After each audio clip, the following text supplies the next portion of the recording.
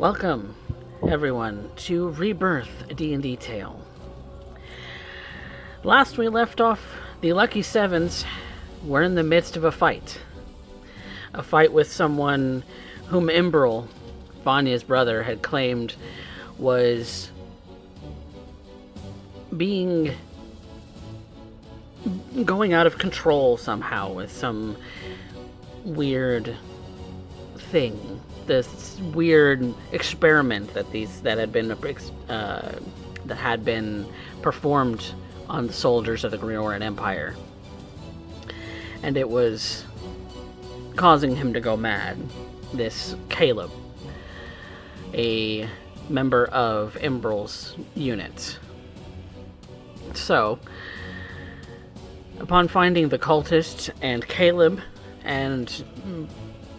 and wrenching him down and grappling him into submission for the moment, and dealing with the rumbling of the insides of this volcano, the members of the Lucky Sevens have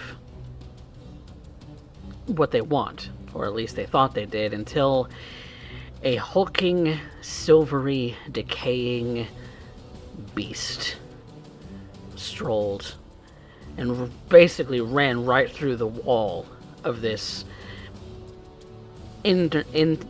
chamber temple. A temple dedicated to the old death. And so, we do have some things to resolve before we get back into the initiative order. So, we have Lethality, who's going to be piloting Kinwin mechanically. McKinwin would need to roll a concentration check, and so would Lagon on their concentration spells for the time being, as they have been knocked prone as part of the new round going on. So, go ahead and make some concentration checks. That would be a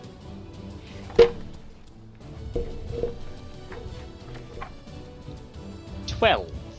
12? Okay. Which path? Because it's DC 10. Yep, that's a pass. Oh, you're muted, Mojo.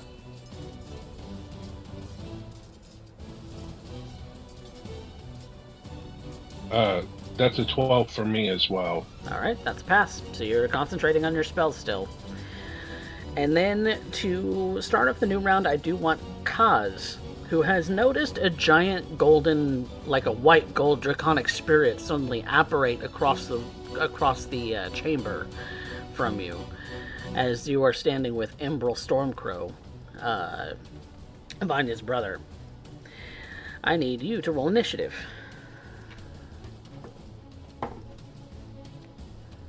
Oh, that's a 24. You are at 24. Which is good, because we are starting a new round. Which does put you above Alira, who had been going first prior. So, upon seeing this and the rumbling of the volcano going off once more, nearly causing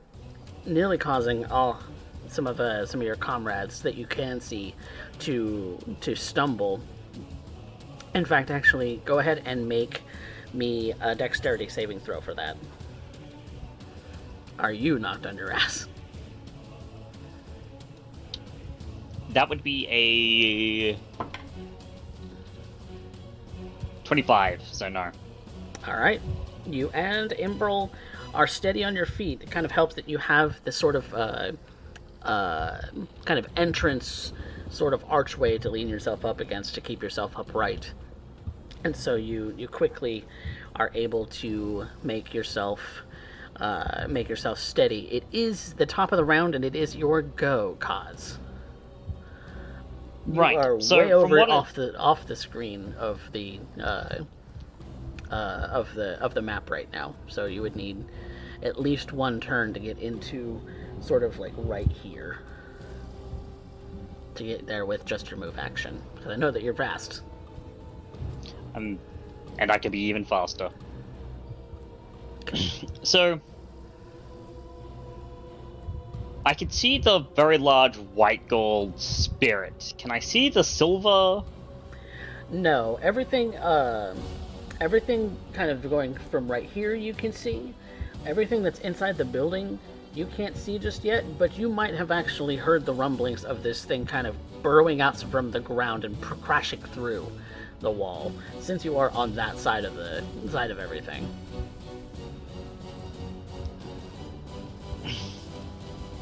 You might have been you might have actually seen it kind of digging itself out of the kind of obsidian soil and rock that forms this space.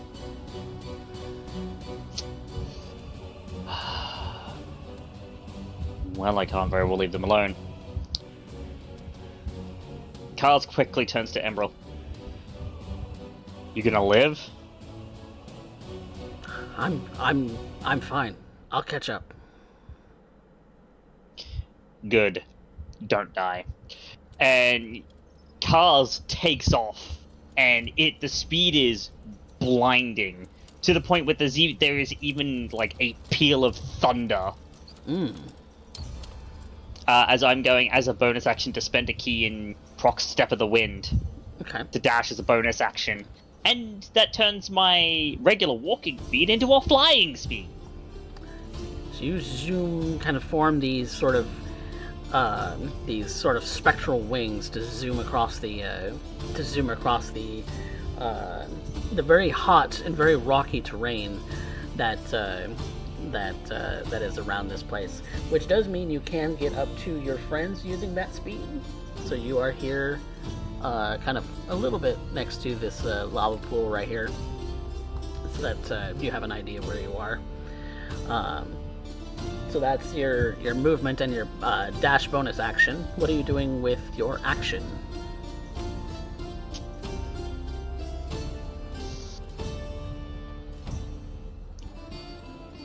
Okay, so I'm on one side of a lava pool. Looks like they might be on the other side?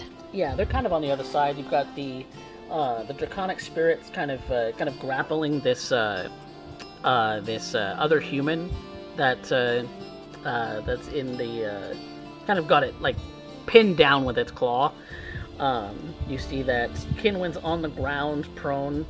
You see that Vanya is kind of standing next to him with Zephyr. Vanya is kind of doing a little bit of watching over this guy for the moment. You see Arya's over here, kind of backed up against a statue, and you kind of have line of sight going in this way, but you don't see. You maybe see like the fringes of that dragon. And this doorway does not look like it is tall enough to for this draconic spirit that you're next to. Okay. I think getting myself into proper position is going to be good, which means I'm going to need more movement. So as my action, I'm going to dash. To continue flying across the lava pool and into the room. What's your speed? Is that 30? Or 35? No, 45. 45. Okay, so you'd be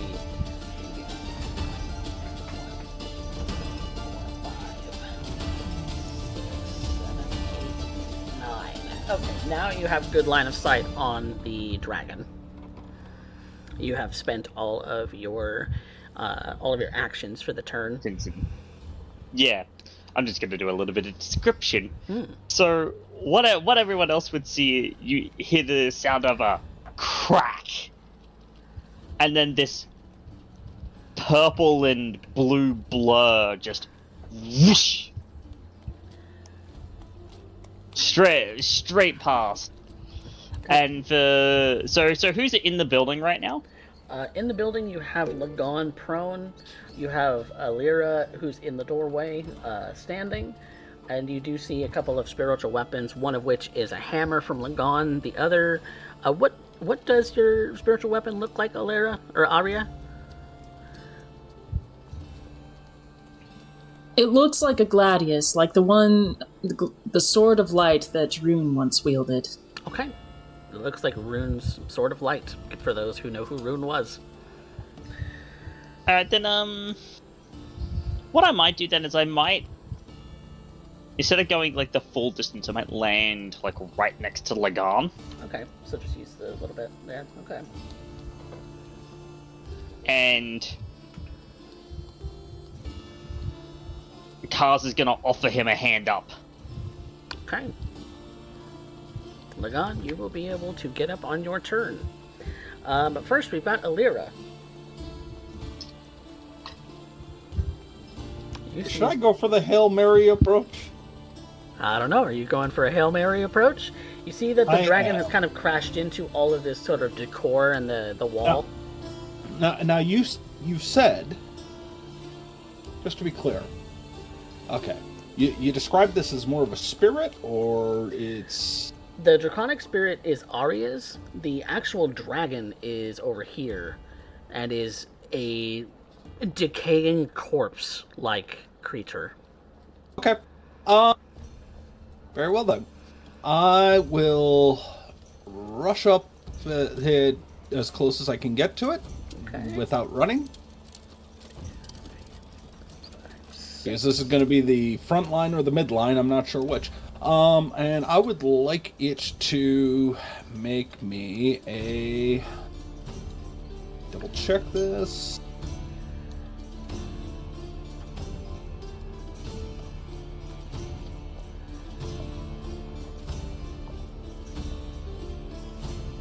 A wisdom savings throw. Okay, and what spell is this? Polymorph. Polymorph. Okay. Well, let's see here. Okay. How is a 19? Damn. That'll do it. Okay, so that's my resist last your polymorph. roll. Alright. Alright, that's my turn. No bonus action? Okay. Lagan, you are prone, and Kaz is kind of reaching his hand out to give you a hand. That's been... Lagan would accept his... Yep. Lagan would accept his hand and stand up. Okay, that's half your movement. So you got 15 feet left of movement. So...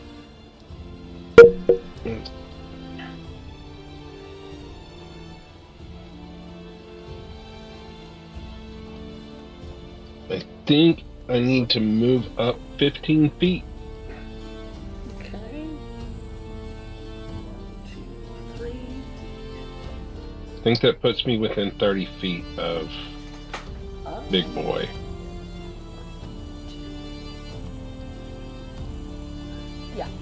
Yeah, you'll be 30 feet for the sake of spells. Well, it's not really a spell, but okay. Channel Divinity, turn or destroy undead.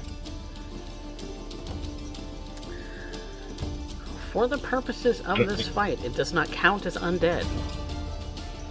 Oh. Oh, he still used his Channel Divinity to turn undead, so... Yep. You tried, you know what it looks like. Somehow it resists it. Okay. So... I guess my spiritual weapon's going to move up to me. Okay, because it can move 20 feet. Yeah. Oh, where did it end up going? No. It was in the wrong spot. Here we go. In fact, it'll move right here, because it can. Okay. Because that's as far as it can move. And that'll be my turn. Okay. That is Lagan's turn. I need to look up a thing.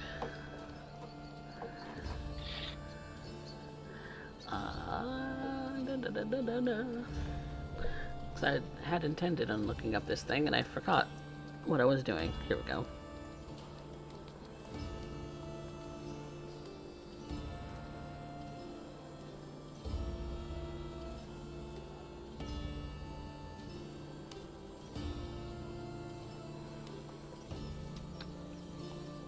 Okay.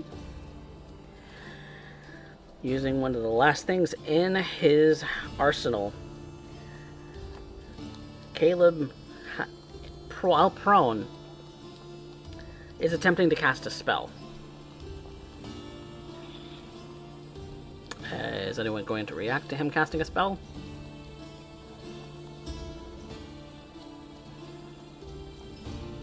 Yes, what spell? You don't know for sure. Alright, well, yeah, I'm gonna cast Counterspell because fuck him. Okay. Then, what spell slot are you using to cast that? Let's keep it on 4. Okay. Automatically dispelled. Arya just looks at this guy and says, "Shut the fuck up!" It just, like, everyone just, like, stops. Oh, he was trying to dimension door. The dirty bastard. Not that Kaz Someone knows punch him much out. anyway. Someone knock this guy out. Okay. Kaz! I need your help! What? Kind of busy. Big. Can you give this guy a big bonk on his head so he'll stop trying to get away?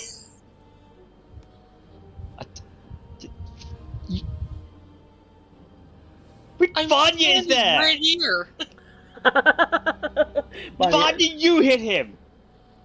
I intend on it. He is going to get up from prone, but that's really about all he can do because his speed. Well, actually, he has to contest a grapple. yes, Yeah. because Yeah, that actually, does cost movement speed. Yes. It says his speed is 0, so I he has do to believe. contest that first. Yes, if I remember right, the dragon stats should be still in your thingamabobber. And- Yes, they're right there. Your He Draconic also Spirit. needs to make a Constitution saving throw. Please and thank you. Oh, for the. Okay, For the short sword of wounding, yes. I'll do that here He's in a got sec. 2 stacks We're on gonna do him. this. We're gonna do this in order. So Yep. he's trying to get Okay. up. Well, actually, sort of wounding would come back at the top of his turn first. Yeah. So Yeah. Constitution is a bloody blah. Bloody blah 20. Oh, wait, he tried dirty to 20. Dirty you 20? Actually, here's the thing. He can't get up, and the reason for that is because it takes an action to grapple, which he doesn't have because he tried to cast a spell. Oh, I guess you're right. Yeah, no, Oh. he's stuck there. He's still grappled.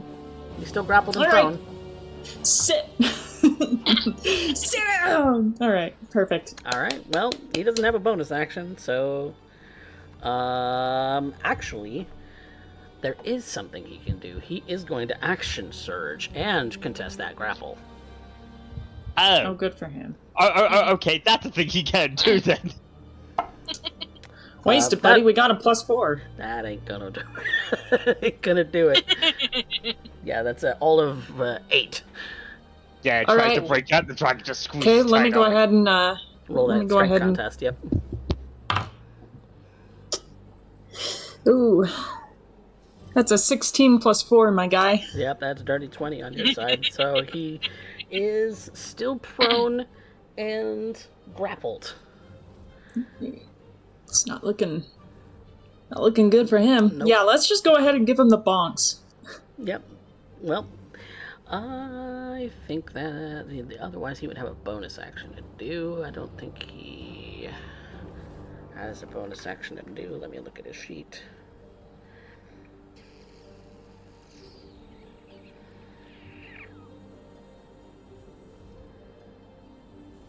No, he doesn't have a bonus action to do right now. Okay. Vanya. You really need to stop trying to get away from us here. You need to stop interfering. And she's gonna use Dissonant Whispers on him. Dissonant Whispers. Okay. What is the saving throw on that? That is a Wisdom save. Wisdom. Ugh, it's not this greatest stat. That's Good. 9. Yeah, you failed. Let's see here. On a failed save, take 3d6 psychic damage and must immediately use its reaction if available to move as far away from me. Which he he has can't, no which he movement can't. speed, Which I so... can't. So he's just gonna sit there and flail and scream in fear. And that's 11 points of damage.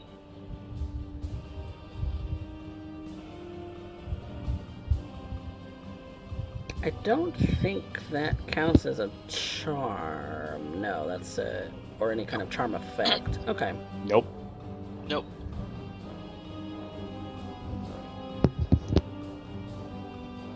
Okay. Yeah, you can't do anything about it. What was the damage? 11. Okay. He's pretty beaten up. And then, Zephyr's gonna move in for a, nice little bite. Bite, bite. Chomp, chomp. Let me find my sheet here for him. Delicious, delicious pack tactic. Right? Yep, that pack tactics does give him advantage. 23 to hit. 23 does hit. Cool. Alright.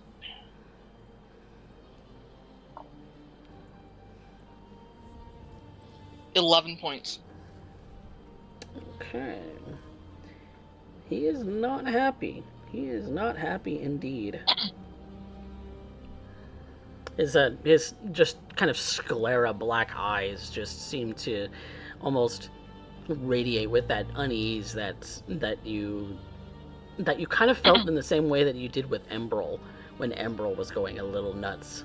And so it was definitely disconcerting to look into his eyes and realize just how mad this guy is. And he's like a kid. He's like in his 20s. Oof. Almost feel bad. Almost. Brings us, if Vanya is finished, to Yep. Arya. Oh boy. Okay. All right. So we'll do your turn first and then the Draconic Spirit. Cool. I know what I need. First things first is I need to make sure that our martial characters have a little extra leeway here. So I'm going to cast a twinned haste on Vanya and on Kaz. Is your Draconic Spirit a concentration spell? It is not. Ah, okay. That's why I got it. It's so great. So you're twinning your spell and spending sorcery points to do that on haste on Kaz and who else? Vanya. Because Vanya can also benefit from it. Okay, so Kaz and Vanya, you feel the power of the world behind you. It's almost like you have an otherworldly sort of feeling to your step. You're quicker to react, you're quicker to act, you're quicker to see things and react to them. You have an otherworldly sort of speed to you now. You can think faster. Some other things that I wish to do is, so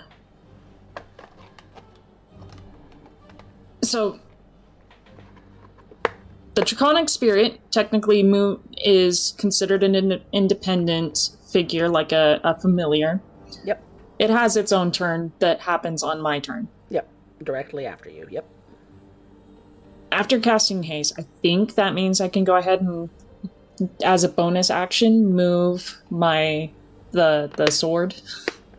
As a bonus action, you're Yes, you moving your can. spiritual weapon. You Yep. you can in fact do that, Yes. and Alright. make its attacks if it gets close enough. All right, yeah, I'm gonna move it towards that dragon, and Where did that end up going? I don't know where it went. where did it go? I don't know. It is not near Lagan at all. It is not. Let me actually get another token out here for it. We're gonna, Okay. We're gonna use. I'll let you- We're gonna use a bat to represent it because it was right here, and you're moving Tweet. it towards the dragon. 20 Yes. feet. Yes. So it can get just in front of Lagon.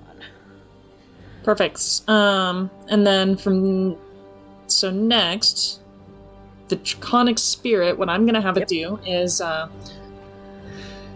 gonna have it bite Caleb's face.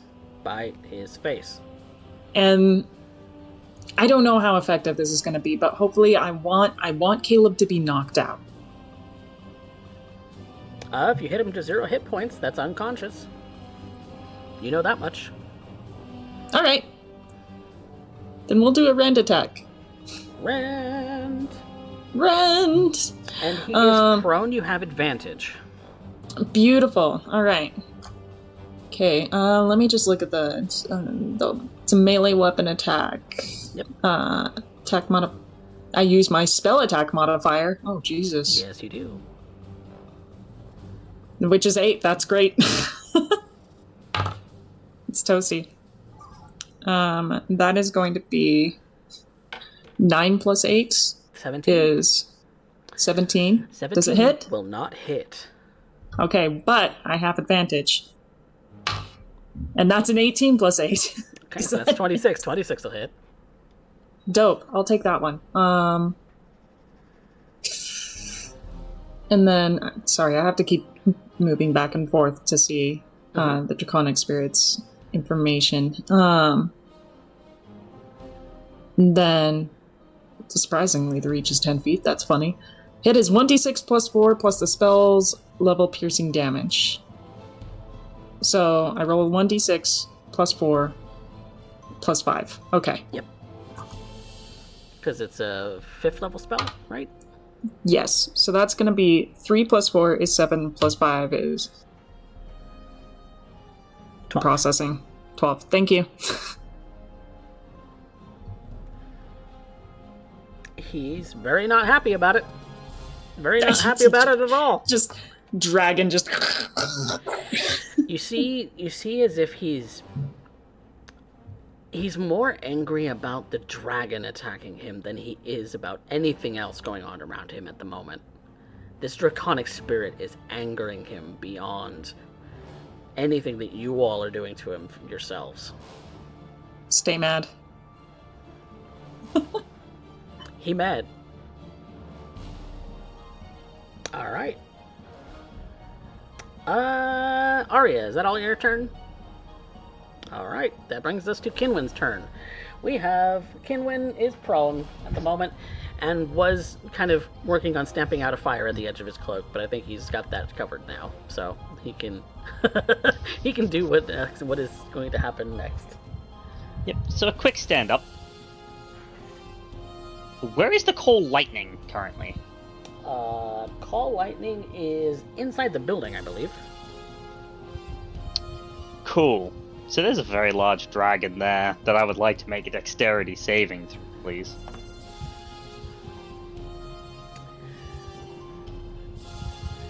Kind of with the Kinwin sort of a flare, kind of doesn't really want to bring down the lightning just yet because he hasn't made a chance to calm it down at the moment. But it doesn't look like it is a living being. It looks like it is a dead being, and he's. It's just like the talking shall occur, but it looks very mad, and I think it needs to calm down a little bit before that's gonna happen. Yeah. So call Lightning is a dexterity saving throw on behalf of the dragon. It is indeed. That is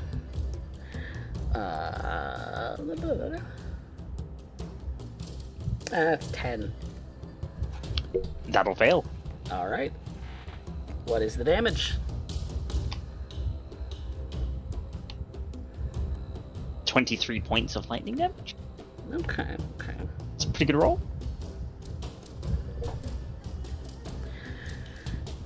It just seems to kind of. It looks like it hurts it, but it also looks like it's kind of not even caring at the moment about that particular lightning that's above it right now. You just you just hear this sort of quiet rumble and this sort of like ooze kind of dripping from its mouth, like it's attempting to speak, but the words just aren't forming. Which brings us to Emerald, if that's all for Kinwin. That is all. Emerald can barely just get up to right here, because he is slow. He is slow compared to Kaz. Oh, well, actually, no, he can get probably closer to right here, because he's got a 30-foot speed and he's dashing. So, brings us to the next round. The rumbling of the ground is getting more intense. I need everyone to make a dexterity saving throw.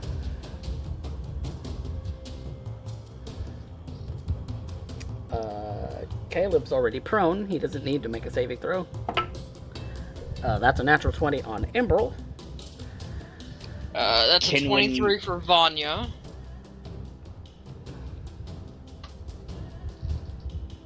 Let me pull up Zephyr's shit here. So for Kinwin? Kinwin got an 18. Okay. Zephyr has a 19. Okay. Car's got a 25. Okay. Jesus. Everyone with... Hold on. I didn't say what's the DC. We're looking at a DC 20 for this one. It's 7 rounds in. Fuck! Yeah, that's gonna be... Then I'll make It's the gonna be a concentration check for Kinwin now. Yep. It's gonna be a 17, my guy. Alright. I'll make the concentration save. Which he will pass with 40. I fall down, but I got a nat 20 on the save. Natural 20 for a total of 21 for Lagan. Okay.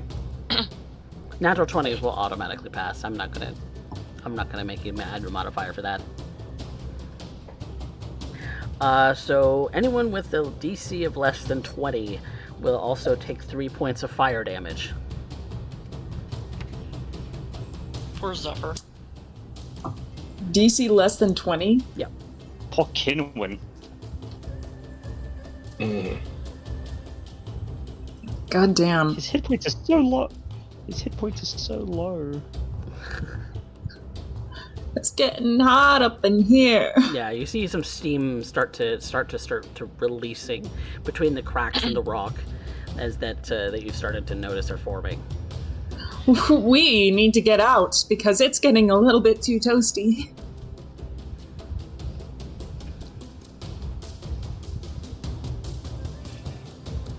It's not super toasty yet, but you're getting toasted a little bit. Brings us to Kaz. There's this deep breath in and out as Kaz feels Arya's haste take effect. His body beginning to crackle. And he looks up at the dragon.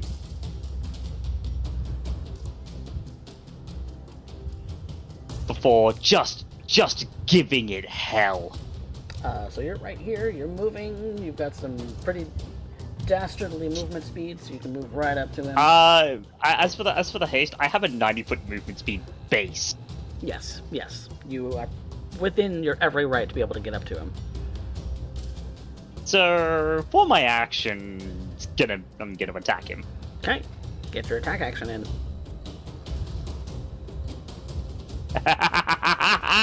First one's a natural 20!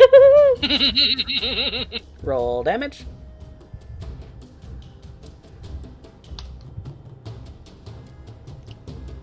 $14 points of lightning damage.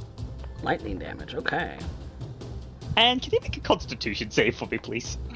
Oh, I see. A constitution save. This is a stunning strike, I'm guessing? Oh yeah, you better believe. What are my rolls today? God damn. Well, that was a 4 on the dice for a 16. Let me check mine.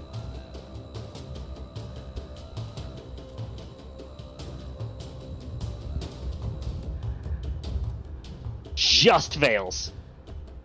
It's going to spend a legendary resistance to resist.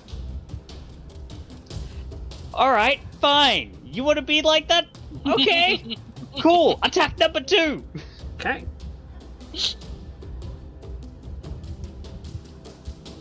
That is a 26. 26 will hit.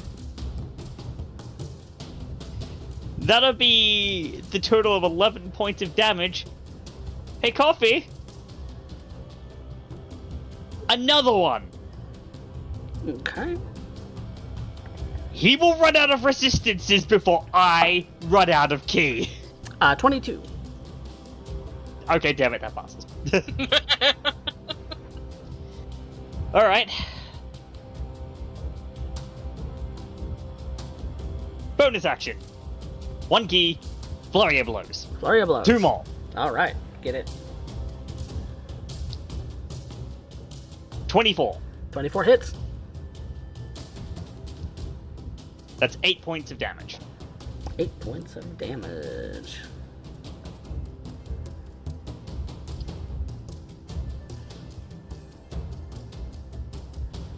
Okay.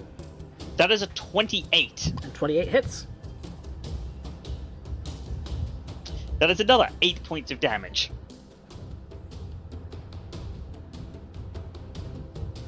And now, Hasted action.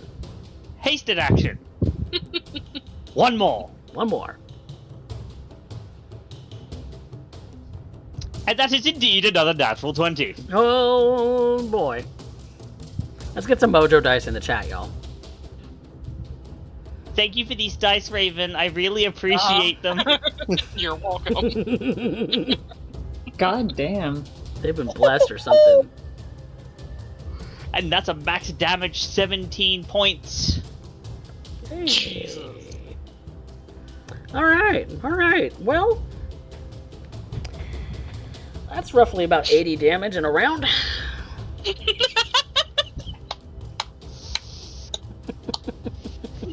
Basically, what, like for those in the building, so Lagan and I believe Kinwin, Lyra, the doorway.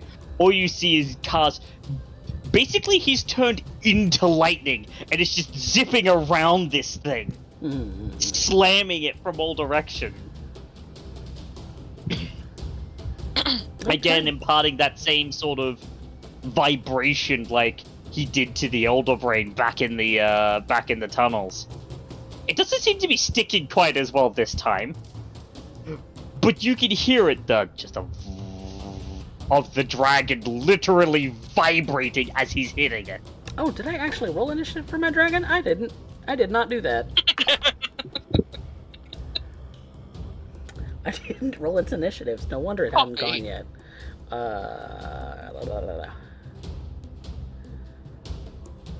Okay, so that's just a straight 60. Okay. Okay. Well, next up would be Alira, but it's going to spend a legendary action to make an attack at Kaz. By all means.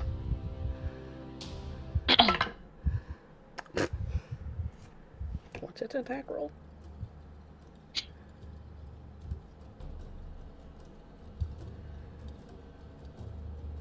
Tail. Ooh. That's a 20 to hit. Miss. Fuck, I forgot your haste. Oh my god. Basically, is it like a claw? Like a claw attack? It's a tail attack. He's trying to whip around A with tail his attack? tail. Yep. Yeah. So as the tail comes through, it looks like it hits Cars, but then you see his form just vanish. And he's like 5 feet to the left. Alright. So that's a legendary action. Alira. How am I supposed to follow that up? Let's see here. I have no huge thing to end casting here, so we'll just ask for a Dex savings throw for Fairy Fire. Dex saving throw on Fairy Fire. Alright. Why not give the monk more advantage? That Dexterity saving throw is going to be a 23. Okay, and I pass the turn again. Oh no. Poor Lyra. No, it's all good. Trust me, I assure you, you will make every save tonight against anything I cast. This is why I wanted to stun it so very badly, but the high constitution legendary resistances are gonna make that. Yeah. So before it comes back around to its turn again, it's going to spend yet another legendary action to hit you again with the tail to their cause. Sure, go ahead. Nope, I don't think a 5 plus 13 is going to hit. That's an 18. Nope, miss. Yep. That doesn't even hit my regular AC. All right, that's top of the round is Lagon. I need the dragon to make a Constitution save then. All right, what's it? Constitution save. That is a lot. That is 12. Is it? Wait, hang on. No, that's a 30. Yeah. It saves, but it's still going to take half damage. Okay. Because it's in my insect plague. It is. Ah. You still So maintain if some it hit by concentration. lightning- I did make my concentration on No, it. I that's what I was saying. Is you did save on concentration for that. Yeah, you're still maintaining. And I forgot it last turn. I didn't forget this turn. 15, 20. That is 29 points of damage. Is that already halved? So 15. 15. halved? 15. Okay. Yeah.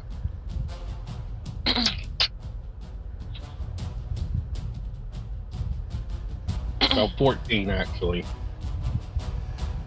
Oh, yeah, no, it is always round down, so yeah, 14. Okay.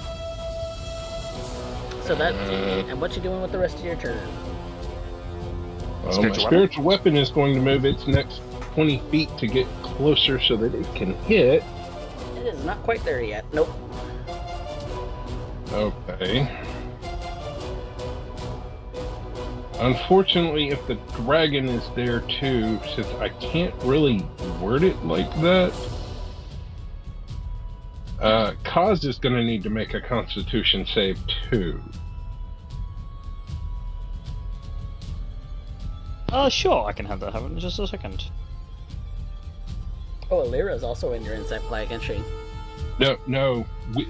Alira and I are just on the edge of it. It's the rest of that room. Oh, okay. It's Yeah, so it's just me, but it covers that's the okay. same area that the call lightning Okay. cloud did. Okay. A 22 will basically- pass, I would assume. Yes. Unfortunately, that's 14. 14 piercing. So I'll take it. Sorry. I didn't expect you to run in there like that. It's fine. It's what I do. Okay. So you've moved your spiritual weapon with your bonus action. What you doing for your action and your move? I'm not moving any closer because I don't want to fuck with those insects. Right. So my move, if anything, is going to be skirting around the edge of that to the right. Maybe closer to like there, right there. Yeah. And then... Shit. Oh, just for shits and giggles. Because, I don't get to the... I just cantrip Told the Dead. Pull the dead. Wisdom saving throw. Yep. Wisdom saving throw. That is a 19. I used it. Shit. Two. All right. That'll be my turn. That's your turn. At the end of Lagon's turn, well, we come around to our dragon friend. he doesn't like that Kaz is menacing him so far. So he's going to kind of bound over everyone. Kind of come back around this way. Does mean that Kaz, you get an attack of opportunity because he left your threat range. Oh, no, I'm gonna take it. Yep. He left your threat range, so you can take it. I'm gonna take it with the longsword, and that's a natural 20. Roll damage. Oh, it's a little more than that. So first things first. The damage of the attack is 23 Phew. Lordy. points of slashing damage. And then where is that? That's 100 points of damage in the course of 2 rounds, everyone. On a dragon!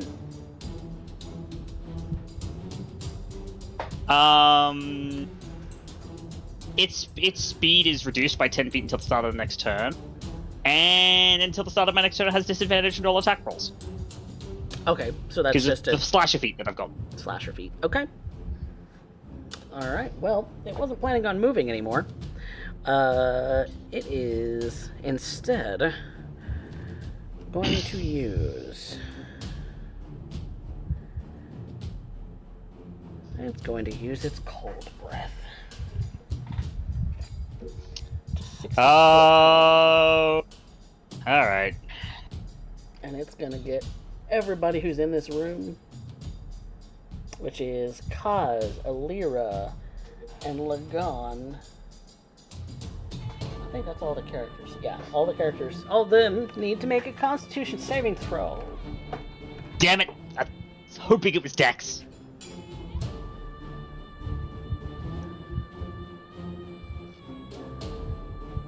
$21. Okay, that'll save. That's a natural 20 for a 21. Save. And Alira.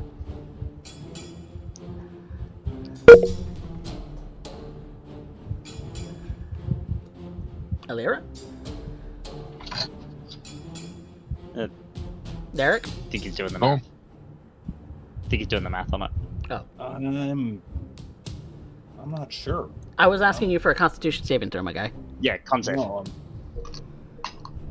Okay, how bad does it get on a 1? Yo. Oh no. Okay, yeah, well, I don't have enough dice for this. I'm gonna get a dice roller out.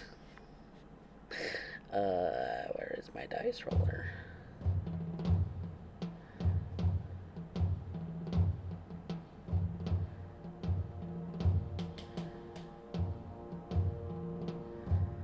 Whew. Okay, so that's going to be 70 points of cold damage on a fail and 35 on a save. Okay, hold on. So, how much is that in total? 70? 70. 70? Yep. 70. 70. Yep. What's the rules for instant kill? Double your health in total damage. If it is just what you have in HP wise, you are just unconscious. Okay, good. Well, I am unconscious then. Barely. Yeah. That almost killed me. Yeah. No. Let me look at. So Alira. It's if you hit minus 70 from wherever your HP is. If you hit minus sorry, not minus 70, minus whatever your maximum HP is, you die. Yeah. So for you, it would be 100 total points. Yeah. I mean, how much health were you missing? Is the question. I had 5 temporary hit points and 51 hit points beforehand, so that's why. Yeah, so you're at minus 20 something. So. Yeah, you're down, but you're not dead. Yeah, you're unconscious. 35 on the other two of you. Yeah, that was half the hit points I had left. And you just hear these words and just kind of like very slurred draconic. Help. Help.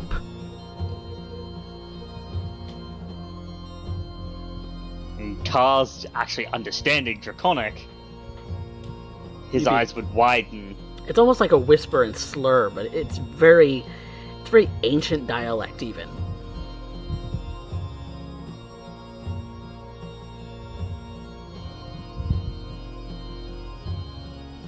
Imagine Kinwin right now is probably shouting something about wanting to help the thing. Yes. And Kinwin... this is when Carlson speak up about what it said. Loud enough so that the others outside can hear. Alright. That does it for its turn. Its actual turn. Brings us to our good friend who is prone, Caleb. He's going to attempt a spell again. I'm sure he is. And I'm sure I'm going to counterspell it again. Alright. So, what spell slot are you using? It's going to have to be a 4 again, because that's all I got at the moment. Did he cast it at higher? Oh, actually. Given he had an action surge, probably not. No, actually...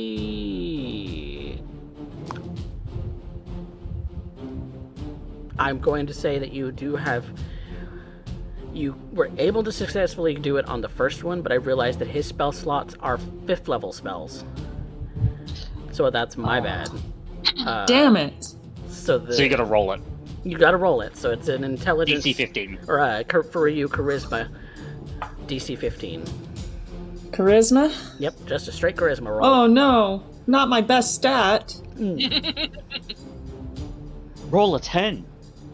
Please, God. Please, dice gods.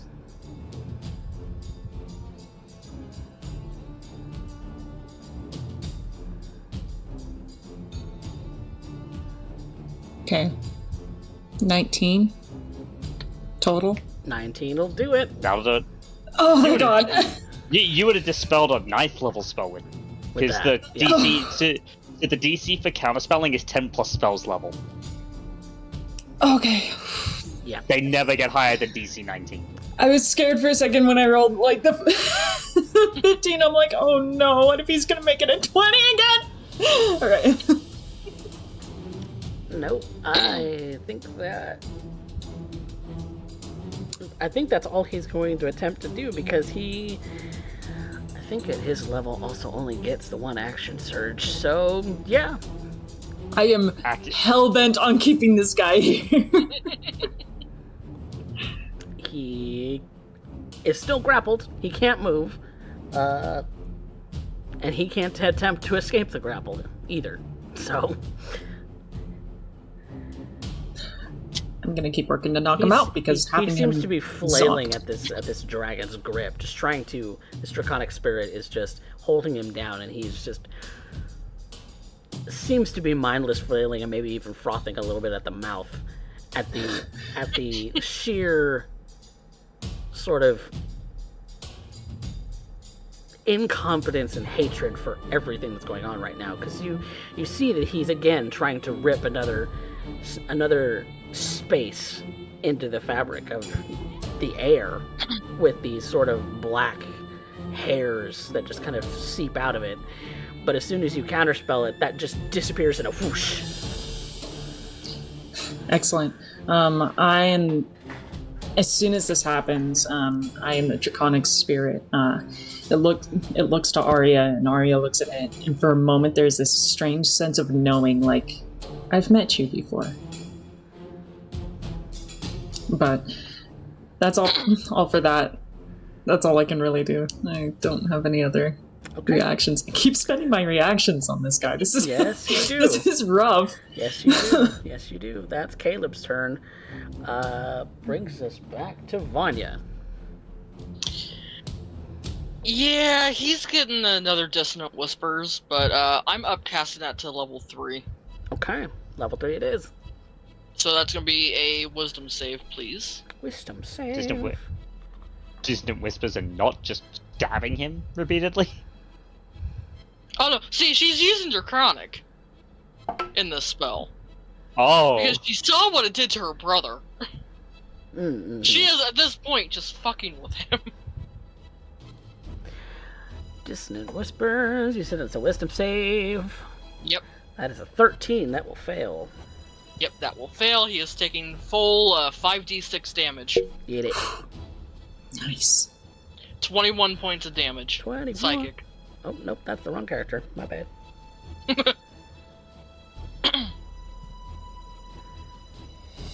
He's not looking too good. That froth is both like spit and blood at this point. You see sort of trickles of blood start to come out of his ears as well. That he's maddened. And you have a haste action. Oh yeah, I do. Hasted action can be an attack roll. She's keeping him afraid of her too when doing that. That's going to be a swing with the short sword of wounding. Get it? With advantage, because he's prone. Yep. Yeah, advantage because he's prone. Let me get her advantage dice. No, I was tempted to use one of Zephyr's.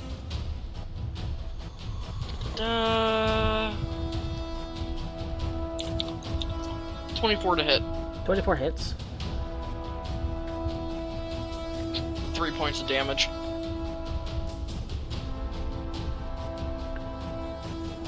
How much? 3. 3. 3.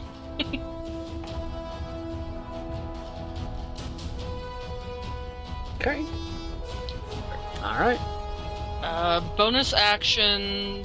Can I give Bardic Inspiration to the Dragon Spirit?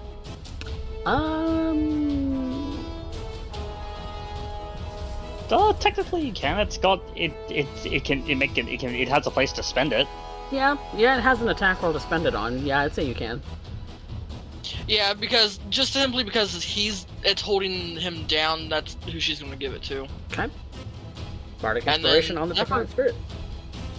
And then Zephyr's going to go in for an attack on Caleb.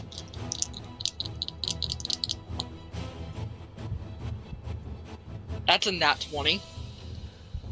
Get it, Zephyr. Savagery. Yes. Big old savagery.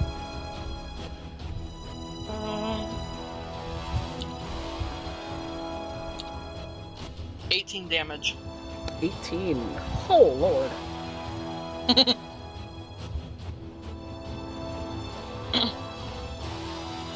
Rolled a 6 on 2d4 plus 6 modifier. Alright. He is torn to pieces. He is bleeding from every place on his body. He is not looking good. Next we would have Arya, but I think the dragon's going to interrupt with a legendary action. And move up to Lagon and swing at him with a tail attack. Mojo stepped away for a moment. Oh, okay. Just a heads up. Okay. Well. I'm back. Oh, you are back? Okay. Oh, good timing. So I'm interrupting the initiative with the dragon to tail attack at Lagon. I heard. Okay, so that is going to be a 28 to hit. Yeah, that hits. Okay, and then we have some damage.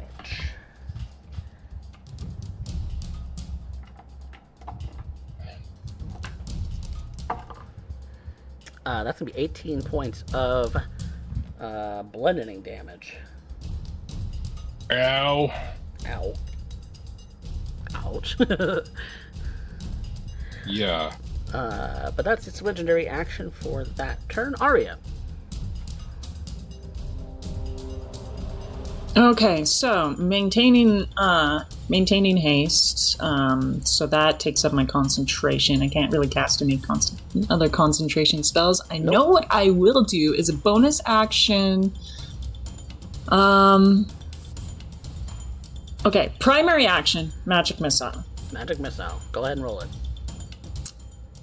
I don't roll anything for magic missile. No, I mean the the damage. Oh, the damage, yeah.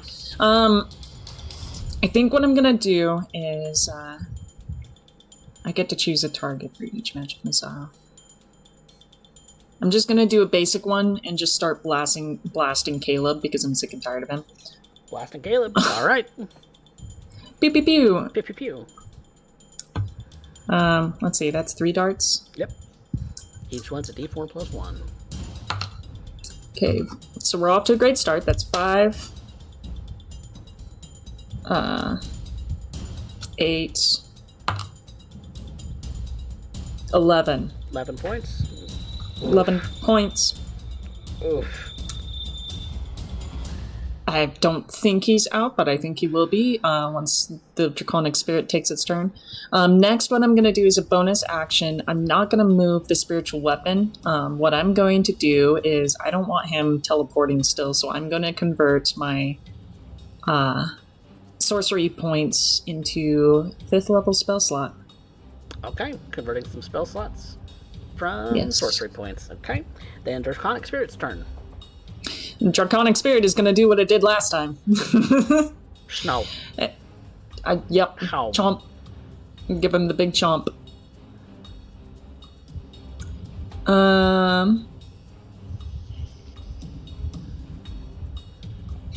Yeah. Big chomp is going to be... It's a melee weapon attack. Mm-hmm.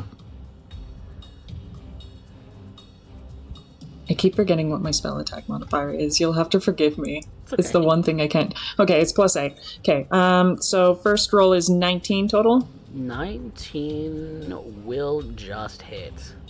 Just hit. I'll take it. And then 1d6 plus 4 plus the spell's level, which is 5. Okay, so nice. All right, that is going to be 5 plus 4 is 9 plus spell level is 5. 14. So 14. Yeah. Okay. He is unconscious. finally, all right. now I can ignore him. Vanya just reaches up, pets Dragon's shoulder. It'll nuzzle into Vanya. And then from there, the dragon, I think it's going to go ahead and goblin idea. The dragon is going to leave him and move towards the other dragon because it's time to kaiju fight. Okay. So I'm going to quickly call for a strength saving throw to get through this archway that isn't quite big enough. Oh, you got a point. You should gotta have saved squeeze that, Or an you should've athletics saved check, actually. you should have saved that bardic inspiration for that. Yeah, dang. Problem. I don't know if he has athletics per se. He has strength though. It'd just Yep, be a just roll straight a strength then. strength check then. Dope.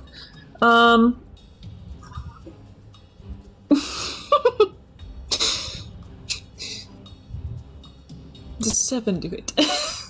No. Nope, he's And stopped it just by the archway. squeeze. He's a little stuck, actually. No one else can get in with him in there. Unless... Is he an ethereal spirit, or is he, like, physical? It's somewhere in between, honestly. Then yeah, if Let he me has double- any kind of physicality to him, then he's blocking the doorway. Alright, then... Yeah, if that's the case, then I'll just have him move out of the way for a moment. And just, like... On his own, Draconic Spirit will go ahead and just bring his hand around and usher people in, like, go in! Tried to squeeze through, didn't quite work, squeezes himself back out, and then ushers everyone else in. Couple Instead. stray feathers float down into the lava and Kind of apparate, yep. Kind of disapparate. And I think that'll end that whole sequence. Alright. Well, that brings us to our good friend Kinwin's turn. Oops, I accidentally had him standing in lava. He's not in lava. So, To be fair, there's a large group standing there, so... Yeah. I'm trying to have the miniatures not fall off my desk. Kidwin, having seen Alira gone down, is going to... Oh, she's in there, right? Yep, she is. Probably in there. Kinwin is going to clamber to his feet. I think there's a reasonable chance to say that there's no negotiating with this thing. Doesn't look like it. So I want to move 15 feet towards the doorway and call lightning go off. So dexterity save, please. Call lightning was in this area. It was not over here. Oh, it's not over there, so I can't even... Nope. Okay then, so... action time will then be... Don't necessarily want to put him in there, because I'm sorry, his armor class scares me. Kinwin's armor class? Oh yeah. He has an AC of 9! Oof. I think that's without armor class. I don't think he put his armor modifier in there. But he's a studded makes leather, it I an think. AC 10. His AC is 13. His AC is 13, I think he's Alright. wearing studded leather. Yeah, right now. which would make it AC 11 because he's got a -1 dex. Yeah. And see him with the shield. I don't recall what armor he has actually. His other Not sheet says prepared. it's 13. Oh, okay. We'll go off of that then, because that's the one he's been updating the most is D&D Beyond. Yeah. D&D Okay. Beyond says 13. Okay, then I'll fix that on the D&D sheet. Yeah. Or the Roll20 sheet, I mean.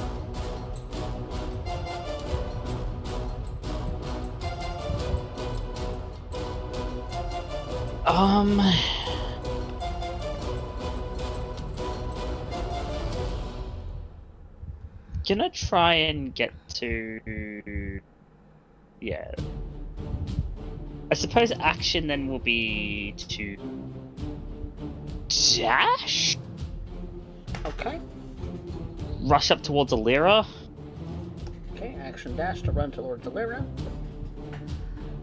I can't do anything with that this turn, Hmm. but... That'll just have to be where it ends for right now. Okay. Brings us to Emberl's second turn. He can run and dash, but there's not much else he can do. Oh well, actually. No, because only just now he'll get line of sight by dashing. Does he have a bonus action?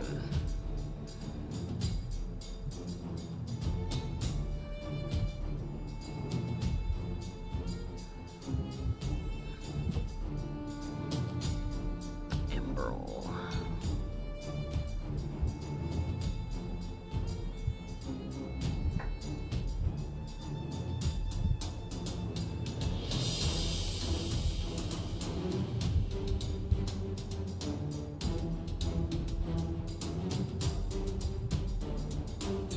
Oh, damn. He does not have the spell slots for what I want him to do.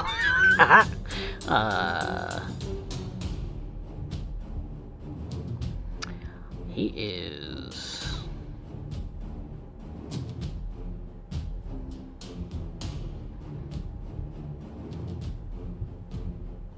No, he doesn't have a bonus action he can do.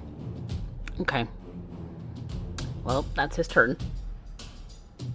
Good job, Emberl. You dashed into the fight, and there's nothing to fight yet. So, top of the round. Dexterity saving throw, please.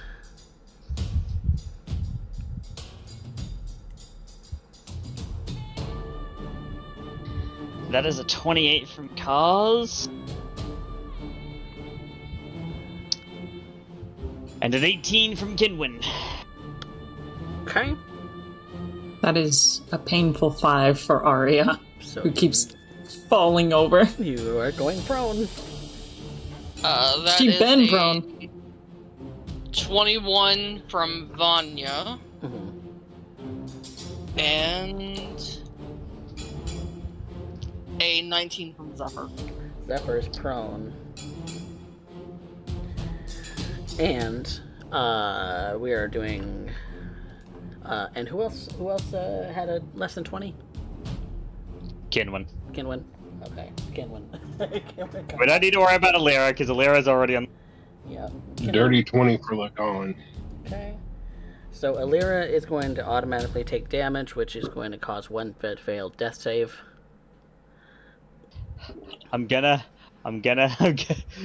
Kinwin's gonna heal her. Those who are still conscious are going to take 3 points of fire damage. I'm guessing those who failed. Those who failed and are still conscious, yes. Those who are prone. Because you're basically getting steamed in the face through some of the cracks in the Ouch. stone. Ouch. Ouch. Hot air blown right into your face. My That'd be poor decent. puppy. Yep, your poor DC puppy. 10. DC He's only got check. 24 hit points total. Please pass it, Arya. I beg of thee. Kinwin needs. For concentration checks, yep. Kinwin's is gonna fail. So, Call Lightning's gone. Call lightning is gone. How's a 16?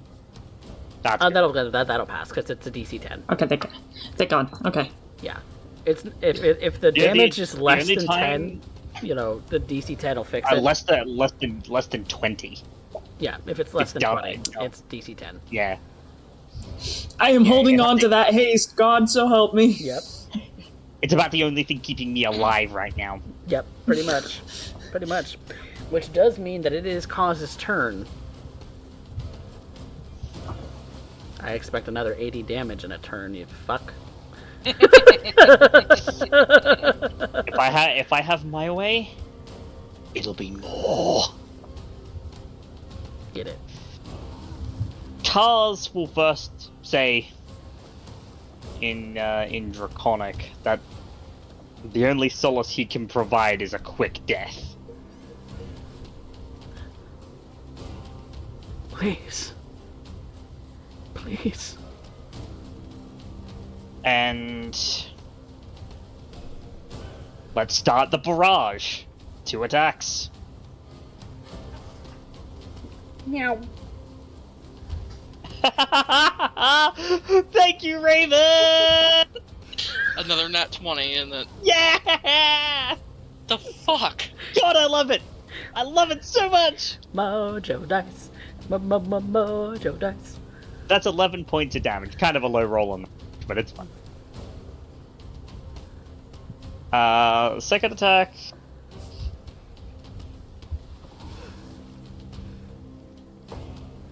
That's a 28. 28 will hit.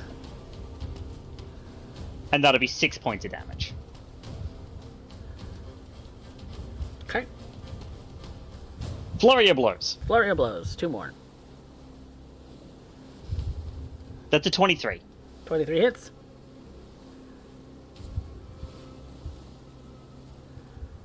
And that's 9 points of damage. Okay. And fourth one is 22. 22 hits. And that'll be a 11 points of damage.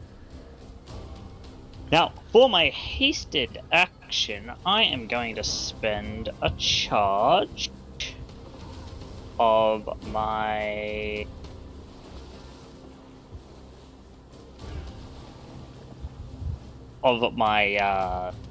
breath. For the purposes of haste, does this count as a weapon attack? Yes, because basically it's if I would make it if I would take the attack with enough strike, I can replace it.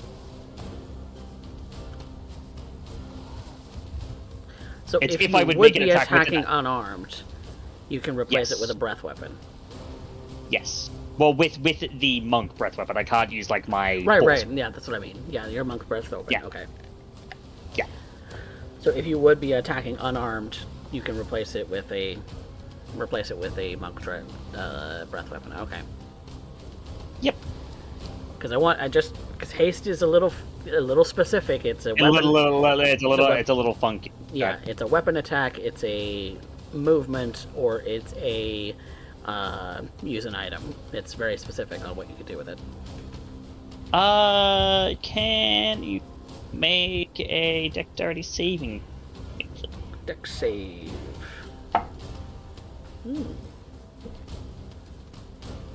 That is a 21. He'll pass. He'll take half of it. What damage are you using? What damage type? Lightning. Lightning. Okay. Yeah. No. I think Kaz knows enough, being a Dragonborn himself and very studied in dragons, probably knows enough about the fact that this thing is a silver dragon. I shouldn't use cold against it. Like, just given what he knows, it kind of makes sense for a conclusion for him to come to. Yeah, exactly. That will be 6 damage. That's already halved because I got a max roll. It's only 2d. Okay. Should have just punched him.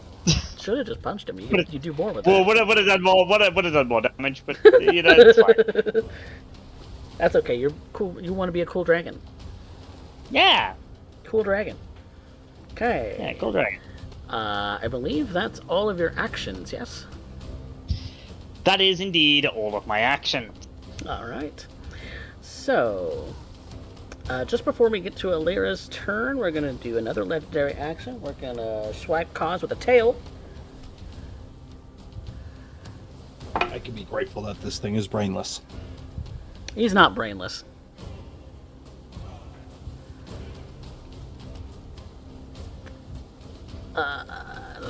What is that?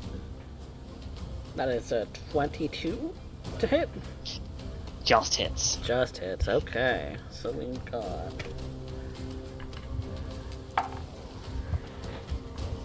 Uh, 13 plus 8 is 21 points of damage. Not looking healthy.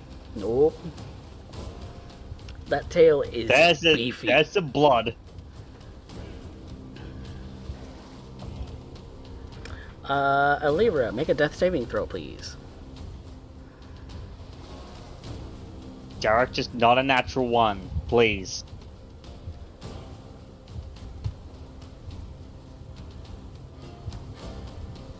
That's a 2. Holy! It's a fail, but it's not 2. It's a single fail. Well, it's not a 1. It's a single fail. There's still hope. Excuse my French, but Derek, the fuck did I just say? You said not a natural 1. That's not a 1. That's not a 1. We can be grateful for the small things. So you're at your total of 2 fails. That's getting dangerously close, but we have ways of fixing that. Brings us to Lagon's turn. Lagon, Alira behind you is down, and she looks bad. In fact, she even looks looking to tender. She looks like she's frozen in for all intents and purposes. Lagon is going to turn around and kneel down to touch Alira. Cure wounds at level 4. Cure wounds level 4. You do not trigger an attack of well, nope, you don't trigger its attack of opportunity because you haven't left its threat range. That is going to be 37 HP back to you. 37 back for Alira. At the same time, bonus action to Shield of Faith on Alira. You can't do 2 leveled spells in one turn. Okay. It's a leveled spell and a cantrip, or just the one? Okay. Oh, then Toll the Dead on the dragon again, then. It's a bonus action for the Shield of Faith. Right. Yeah, so, yeah, no, it's because if you spend either an action or a bonus action casting a spell that requires a level. that requires a spell. Yes. Yeah. Because you could do it if, like, for Right. example, you cast a spell from an item, and then Alright. you cast your own spell. But Right. Yeah. So Yeah. So you're gonna. you've also got the spiritual Alright. weapon too. But well, I've already. Let's see. Yep. Your spiritual weapon's right here. It can easily move into range. Okay. So it can move into range right here next to Kaz. So we've got the cure wounds and the move of the spiritual weapon. Yeah. That was action, bonus action. So yeah, spiritual weapon's gonna move up. Yep, move up, and it can attack because it is within range.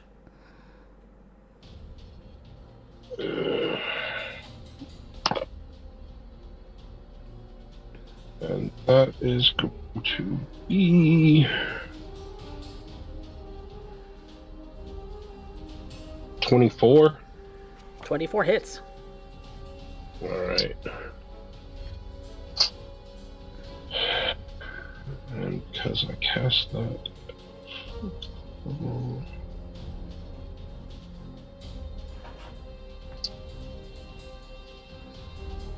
Let's see.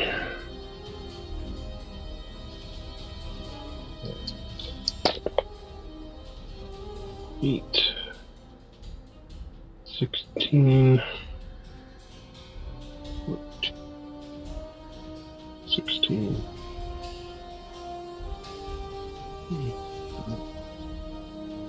27 points of force damage from my spiritual weapon. Okay. It is not looking good. It is the flesh on this creature. It's not bleeding, but it does seem that every attack and every hit does kind of have some of it sloughing off. You do see that this thing's eyes are just kind of crazed in a way.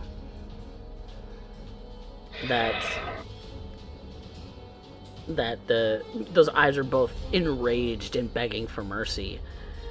There's a confliction of emotions going on in this creature.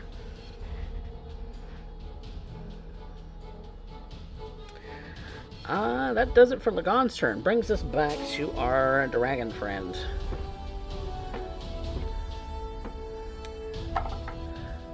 Okay, so it does get that back.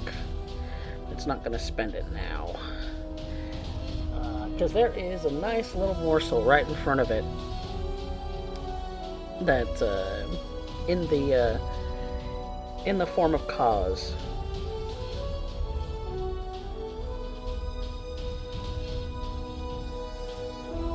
Okay. So everyone needs to make a wisdom saving throw in that room, which is... Actually, it's everyone, because it's within 120 feet of it. So everyone make a wisdom saving throw. Oh, Jesus. Is this damage related? No, not yet. Not yet. 28. Oh, okay. Is it charmed related? No. Damn.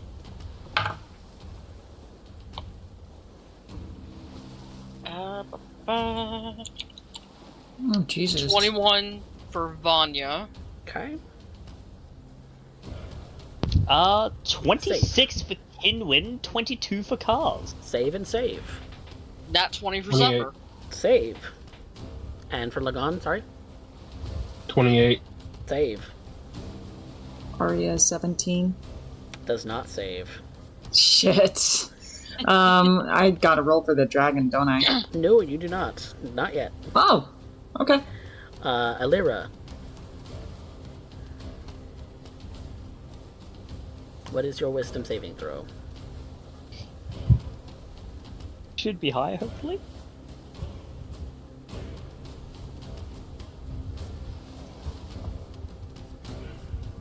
Is Alira? Need a wisdom saving throw from Alira.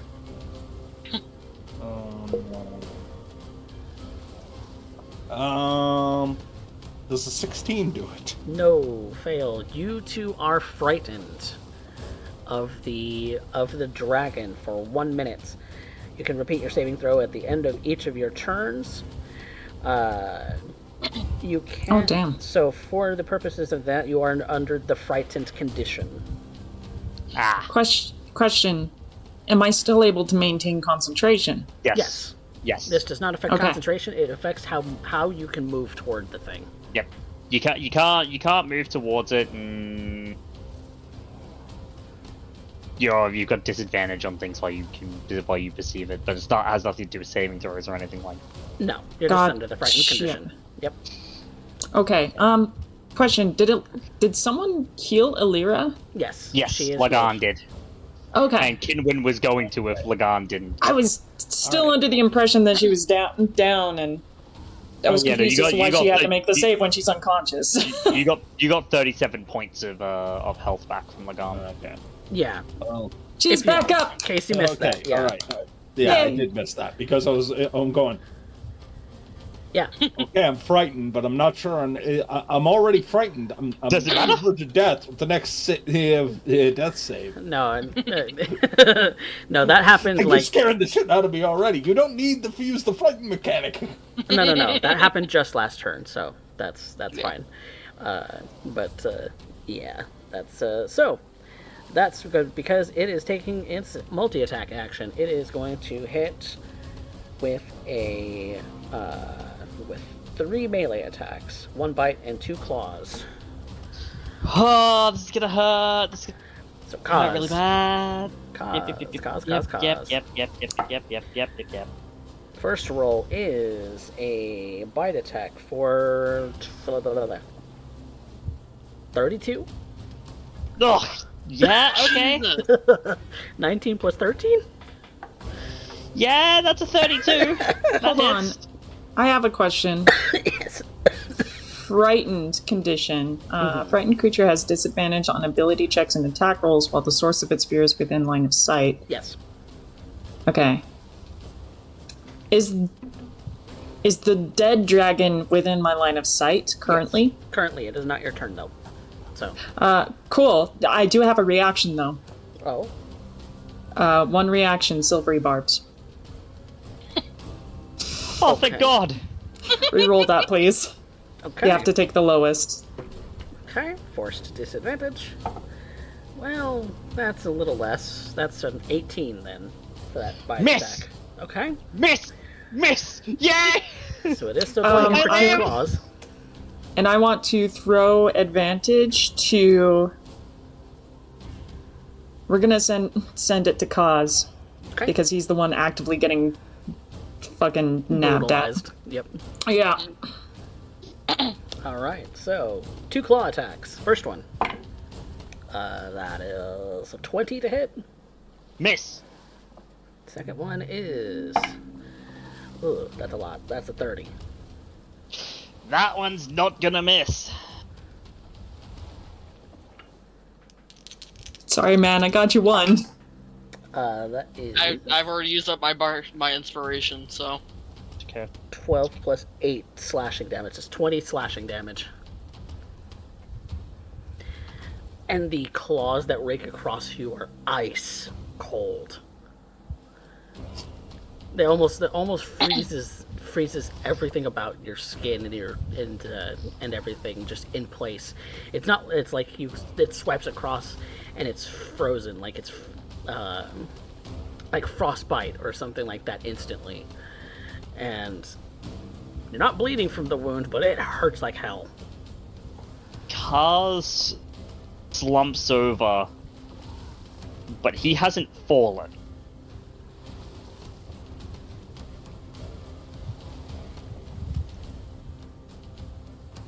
You missed a spot! On what? One! On what? On one! 1 HP in a dream, motherfucker! And I dream big! Alright. Well, that does it for the dragon's actual turn. So that brings us to Caleb. He's going to make a death saving throw. That's a pass. Okay.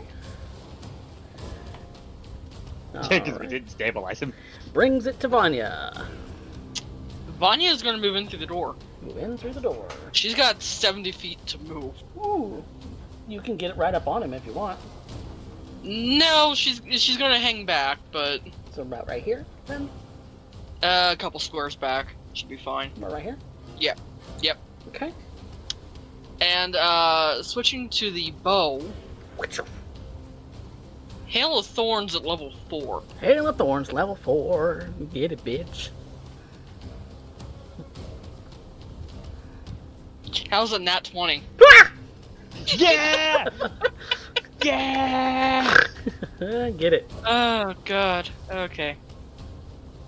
I need my gear. 18 points of damage from the arrow. Now, is the Hail of Thorns damage doubled as well? It is, yes. So Kaz is in the range of Hail of Thorns, by the way. That's fine. Oh, wait. Dexterity save. Dex Evasion. save from the dragon too. So, I have advantage from the oh, that's cacked. That is a 16. 16 passes. 26, and I take no damage. Yeah. But he does take half damage. Just take half. Okay. That's 22 full damage. I don't know how you're going to do that with the crit, but... Yeah, I'll just do that as it is. Then, since it's take half and then Okay. double it, so. Yeah. So, 22 damage. Second arrow. Because if I remember correctly, I get 3 arrows now with haste. You Yes, do, you do. in fact. You do. 22 to hit. 22 hits. 11 points of damage. Okay. Arrow number 3. Arrow number 3. Get it, girl. Another nat 20. Take my blessing. Take it. Take it, and with it, wreak the damage. Max damage. How do you want to do this? 20 points. She's going to aim directly for its heart. Call out to it in Draconic for it to go back to its rest, and then just fire it. Send it straight through its heart. The arrow rings true. Perfectly, even. Like you know. Like you know exactly where to fire.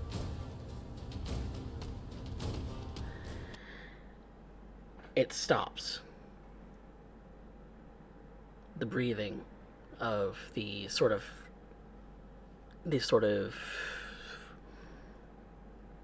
drool and sort of things just kind of just stop for a moment. You watch as it slowly just sort of crumples. It tries to stand up still. It's still trying to keep itself from falling over, but eventually with a thud, it falls to the ground. Unmoving. The rumbling around you in this place starts to slow. Starts to go back to the sort of soft sort of gurgle of the lava pools around you.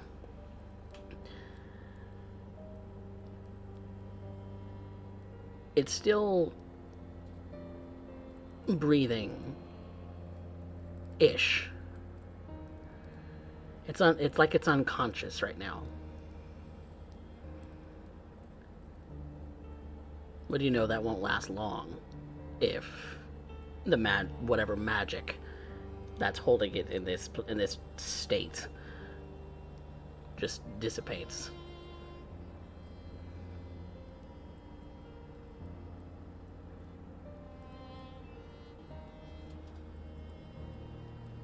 What do you do?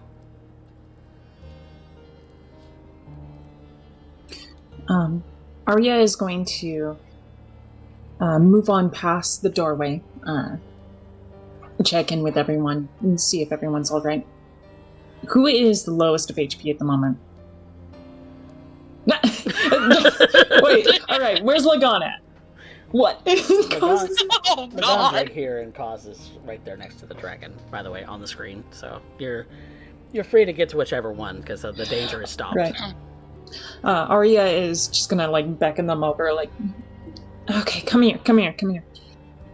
And Lagan, do you have your medical kit on you, like a field? I will spend my second slot for Beacon of Hope at this point.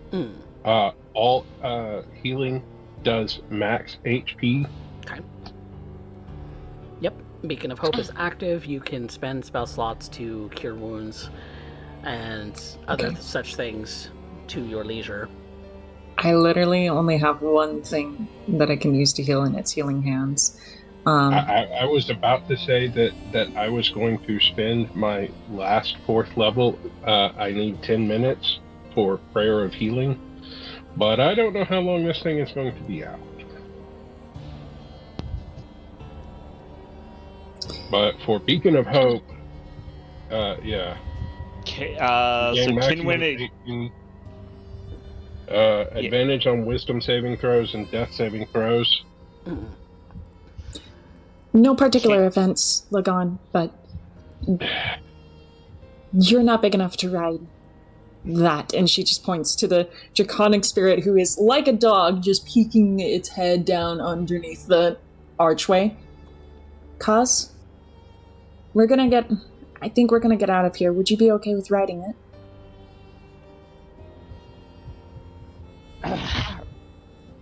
Kaz is kind of slowly coming to. He passed out on his feet for a second.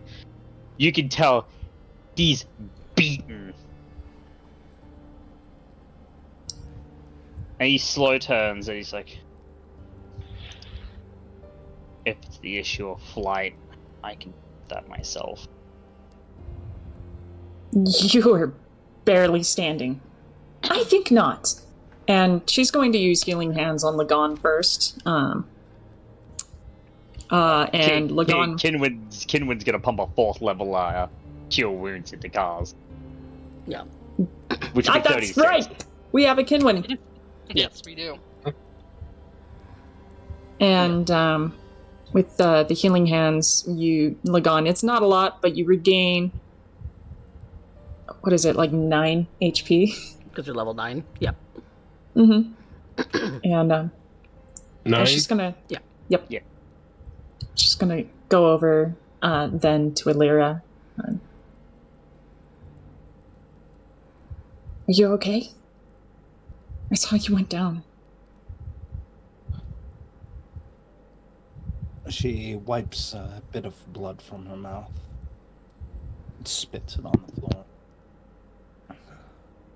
And holding her ribs as perhaps the inhaling of absolute cold has frozen them more. It's very clear that her breathing is labored when she looks at you. She just raises a hand and nods her head softly as she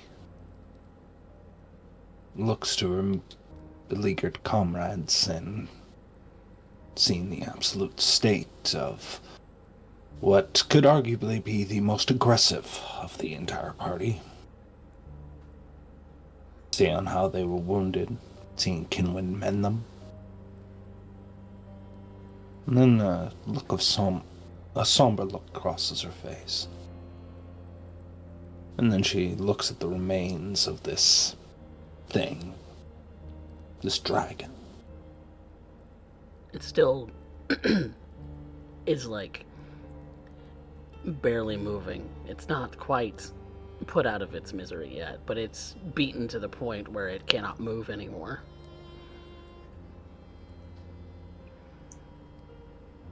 And once she confirms that, she just drops back to her knees, sitting on her heels.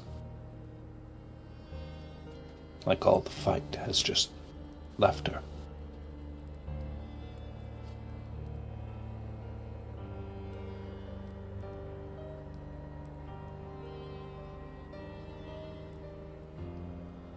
She grabs hold of her staff. Upon it, she looks at the mounted head tied with her own hair. The head of Gulant, her dearest mentor. And she places her hand atop its cranium and rubs her thumb along it as though one would a great-grandfather.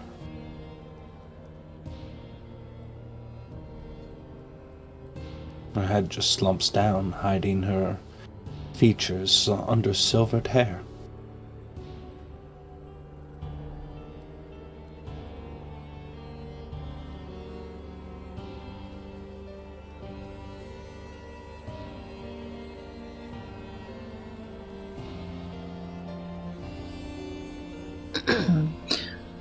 Arya offers her hand to Alira. Would you like to look? Together?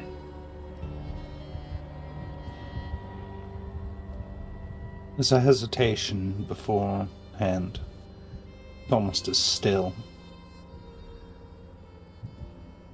Eventually she takes hold of the outstretched hand, and weakly she tries to pull herself up by hand and staff. But there's no hurry in her steps, just a heaviness.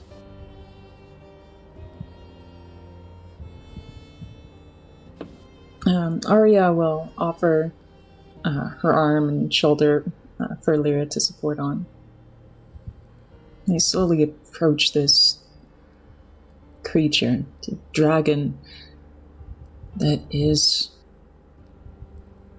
decaying, smoldering, possibly falling into its own rest. Hopefully eternal this time. You hear very soft, sort of words spoken in ancient Draconic, with a mouth that's barely even still there. What little flesh is left. Words are slurred. The eyes still glowing with an animation to it, but the body of this thing is just ruined.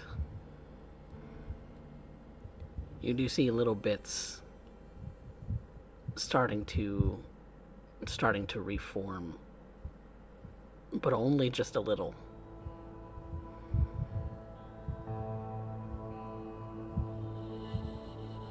Help, you hear it say.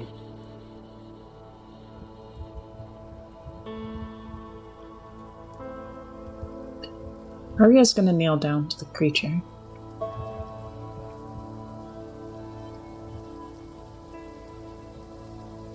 And she is going to lean into it. And you notice there's like some sort of posturing to her.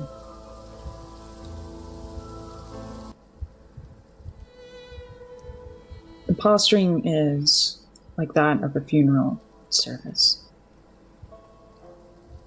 The little songbird. I remember you.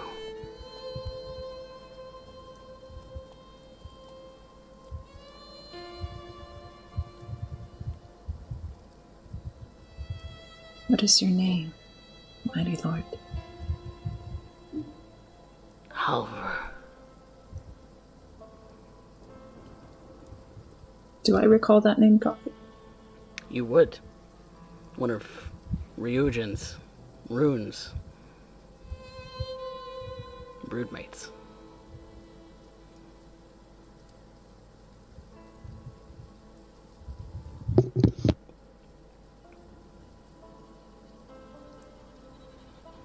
I remember you. Lord Halver.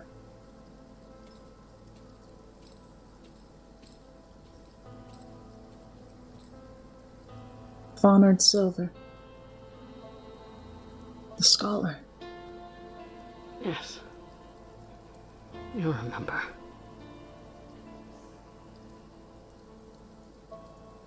I finally finished my book.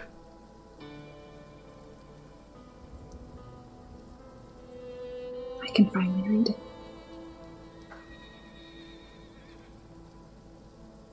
Under a false name, of course.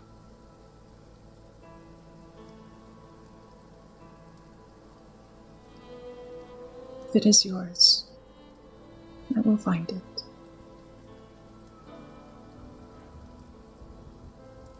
Where is Ryujin?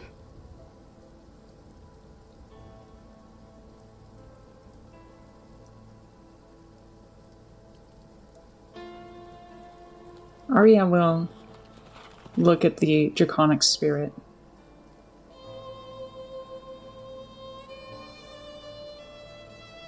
And I'll go ahead and use that 5th level spell slot to resummon it in the fucking doorway.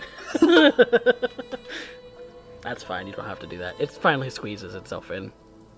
Okay. The draconic spirit, without any commands, steps beside them. It seats itself. He is right here, my lord. As he has always been. Good on him.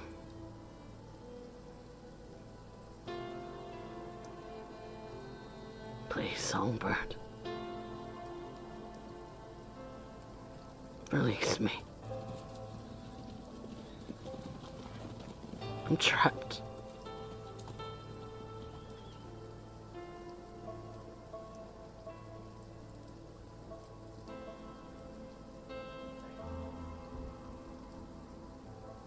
How ironic.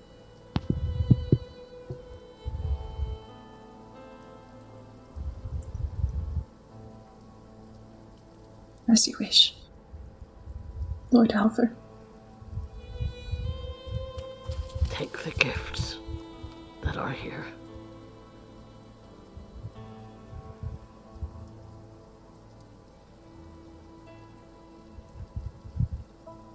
It was an honor meeting you again, sir.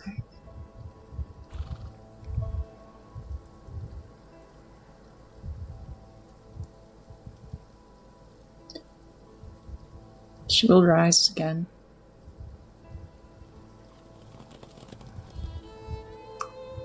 And she moves across, flames a fireball.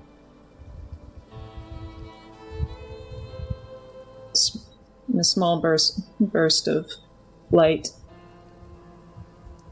takes over. The draconic spirit behind her breathes in a mighty air, and together both of them will put Halberd to flame.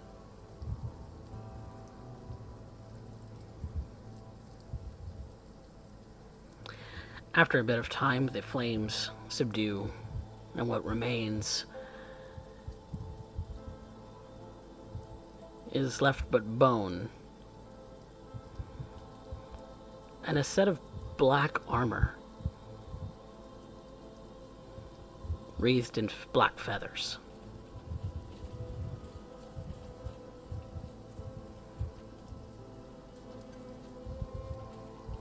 Runes on it kind of glowing red as they then begin to fade away, and those runes kind of carved into the leather also fade.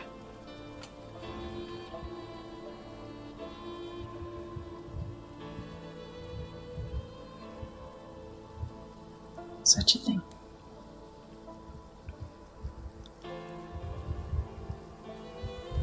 The environment around you is kind of settled.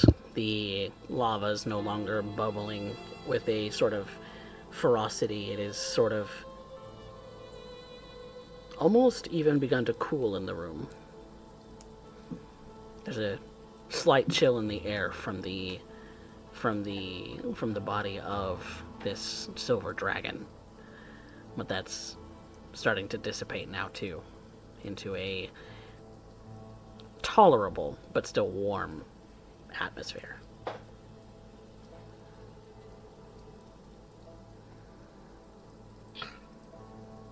While that was going on, while Beacon of Hope was still up, Lagan used second level Cure Wounds on Alira, a third level on Cause, and a fourth on himself.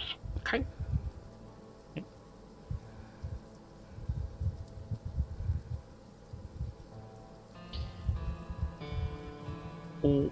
Whilst that was occurring,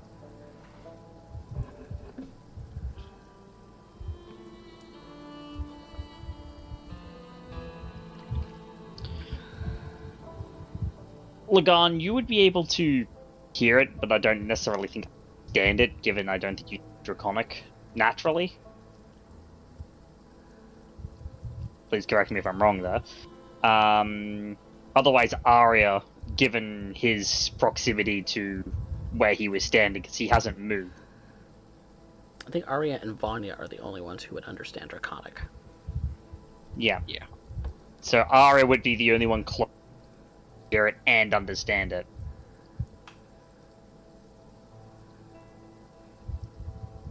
But there's an...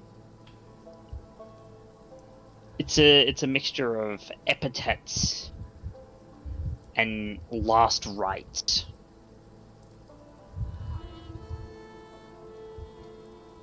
Arya, you might recognize it as it is respect given to a fallen, a vanquished opponent. When two would battle to the death and only one come out, this would be the respectful thing to do, is to say these prayers, these last rites, and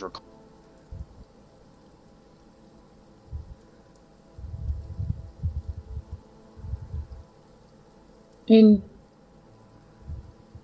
Arya and the Draconic Spirit both do not necessarily look at Kaz, but he would probably be close enough to also hear her speak in a very low voice once he was done with his epitaph, an old saying in that ancient Draconic tongue. And probably the only time that he's heard Arya speak Draconic. first time so far, yeah. From the elements are they born, unto the elements they return. And his eyes would tick to her knowingly, and there would be a quiet but affirmed kind of repetition of what she had said.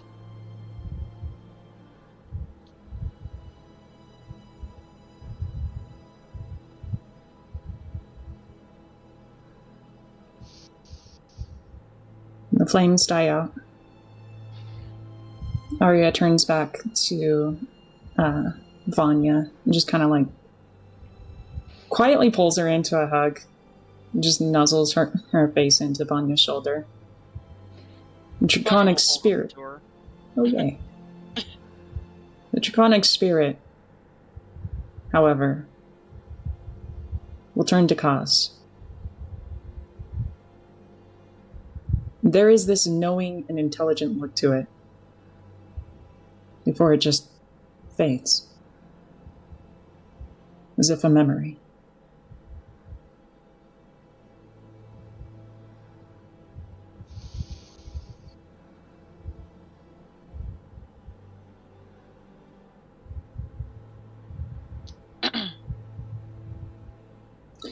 Okay, I want to get out of underground again. Where's the other one? Lagan is going to go around and pick up all the dead bodies and put them all in one spot, and then is going to ritually cast ceremony for funeral rites so that they're all in the same space. And for at least the next 7 days, they cannot be raised undead without the wish spell. That's smart.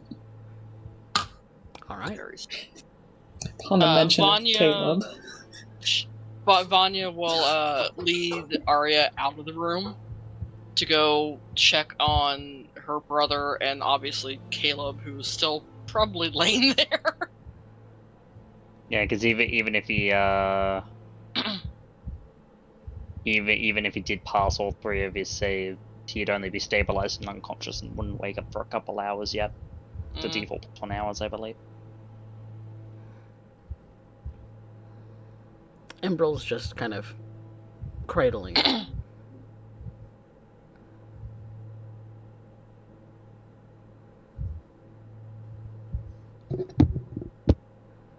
Is he? No. Is he? Okay. Alright. That was the goal. Not to kill him. He won't be out for long. We should move quick. We gotta make sure that he can't be making quick escapes anymore. What? He dimension doors, right? Is that what he does? That's the assumption. Alright, well, so we gotta bind his hands, and we gotta bind his face, so he can't be casting any spells with his voice.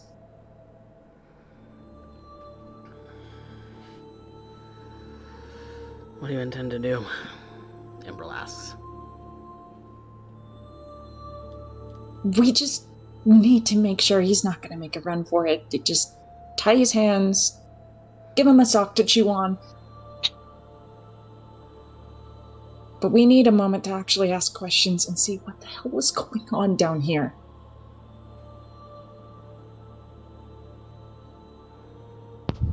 Because it doesn't seem like you know, but it definitely seems like he did.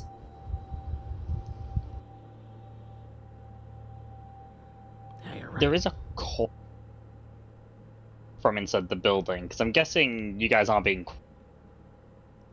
Well, probably No. normal voices, you know, normal vocal It's not, range. it wouldn't be that loud up here now. You know, there wouldn't be like the rumbling of lava or anything in it. No, all of that quieted down for some time yeah. now. Yeah, so what Vanya, Arya, and Ember will hear, everyone, but it's specifically directed at them. Keep him away from me.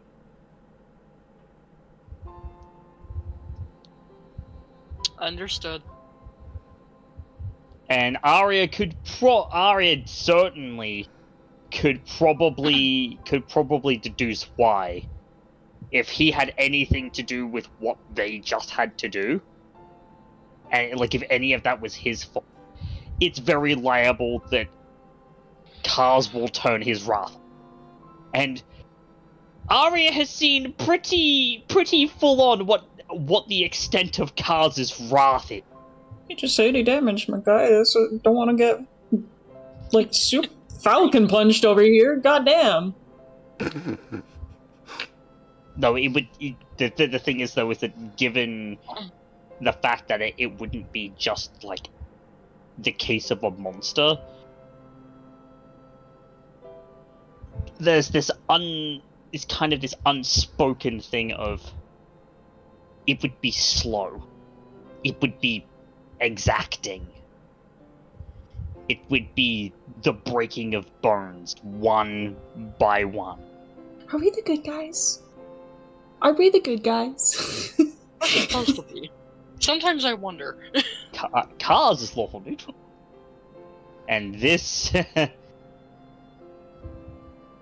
this is something that is, in his mind, completely unforgivable. If he had anything to do with it, that is something that is completely unforgivable. Okay. So that's why Kaz is saying, keep him away from me. Well, let's try and be the good guys here. And, follow some reasonable sense of order. Don't let Kaz do the interrogation. Got it. And she looks over to Emerald. Interrogation being, that's just umbrella term. We're not gonna sit there and hurt him or anything, unless he attacks us again, then we gotta knock him back out. But, anyways, let's just get out of here. Is anyone gonna swipe up the armor? Kaz is going to walk over and examine it now that the death is getting closer. Lagan. When Lagan is finished with the funeral rites, he's going to look into the other side of the... Right. He's going to look on the other side of the room where the dragon came from. You said the lava was cooling? Not cooling, but tempered. It's not bubbling up anymore? Right. Lagan For the whole hour that you've been performing your ritual, is that there's no threat of explosion. Okay. Well, Lagan might be changing that. Lagan is going to go into the other room and find the deepest pit that he can find. There is another pit that you can find because it is full of treasure. Lagan Dragon is Horde. looking for a deep pit of lava, but Dragon Horde, please. not gonna complain about that. It does seem like No. everything is in a protected state. You see that there's protective sort of sigils in ancient Draconic and circles and things like that kind of surround the room and the doorway to this arch, this sort of pit. It's not really a pit, more like another antechamber that is connected, not too far away. But definitely is a space where a dragon kept a lot of its really, really shiny things. And whether it was Halvers or not, that remains to be seen, but there is a lot here. And I have a list. Oh, good thing we got 2 bags of colding. Yeah, it is thousands of pounds worth of stuff.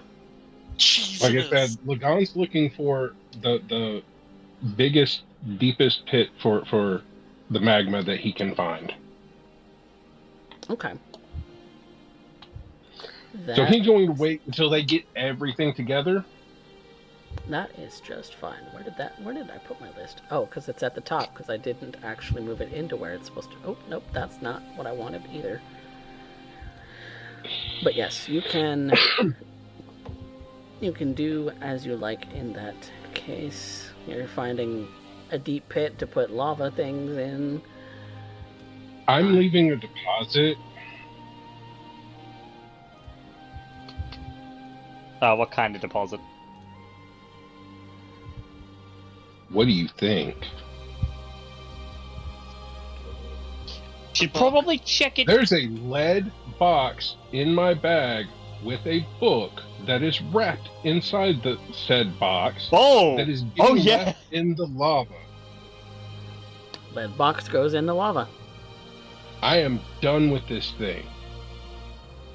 I don't want it anymore. Fair enough. Yeah, throw it into the fires of Mount Doom, I guess. That's my plan. That was my plan from the start. That was the whole reason I was so excited to go to this place. I'm getting rid of this fucking book. I don't care who gets it afterwards, but they're paying a price to do so. That's a lot of damage to try and get one book, my guy. Yep. Well, Well, they have to know it was there. They have to know I had it. And, well, it's kind of like the One Ring. It keeps calling for whomever, so somebody's going to find it eventually. It's just a I matter. mean, it's not But gonna. Well, the issue there is that it's not gonna destroy it forever. I'm just trying to get it out of my possession, and I don't. Oh, trust yeah, no, anyone it's gone. with No, the, bandit. the characters don't know what happens with this book. Yeah. So, No. Yeah, as far as we know, it's that's like all out of character destroyed. knowledge, and I prefer to keep that to a minimum, please. I'm Oh yeah, no. keeping it that way. Kaz has like no idea, and it is destroyed as far as anybody Anybody aware. else is concerned. Yep. It's just they probably won't have to find it in the lava pit in Unless a few the mountain years. erupts. Not our and problem. it's part of- Yeah, that's neither here nor there. That doesn't really matter. But it goes into the lava with the iron box, or the iron box and everything, and it is out of your possession, Lagan. And that's all that we really care about. You know that. Yeah. You know, I actually didn't even know you were carrying. That is probably for the best that it's in the pit. That thing is not safe. But that I being think it's said, time for us to get out of here now. that being said, there are some things that come in the horde that you can just to kind of give our audience a bit of a rundown. There's about 65,000 gold pieces worth of art and gems. A few mundane things, a few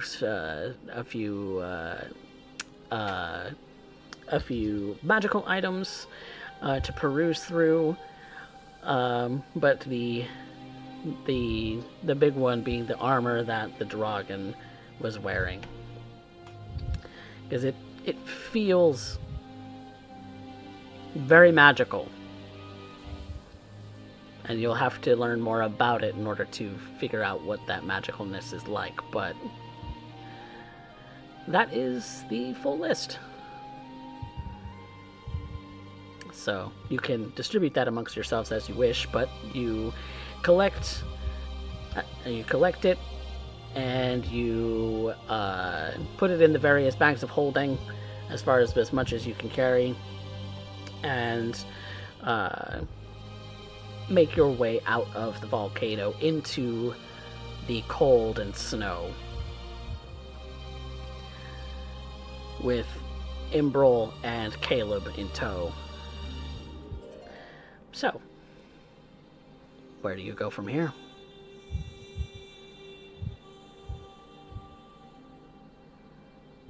Kind of going back up the way you came.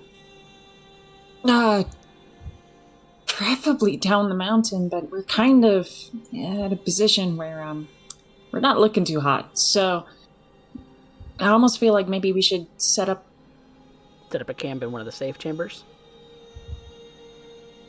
Okay. Where you can stay relatively warm, near the opening of this vent. Yes. Try and recollect ourselves. It has definitely started to cool down towards the top, towards the opening of the vent. It is less hot. The cold is starting to seep in just a little bit. But it's comfortable, like a well-cooled room at this moment. So you can set up camp, rest yourselves, and proceed to travel again in the morning.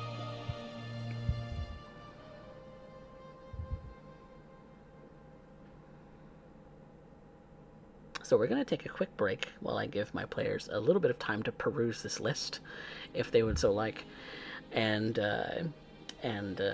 because there's a lot of new things that are on that list. So we'll be back, everybody, in just a few minutes with more Rebirth.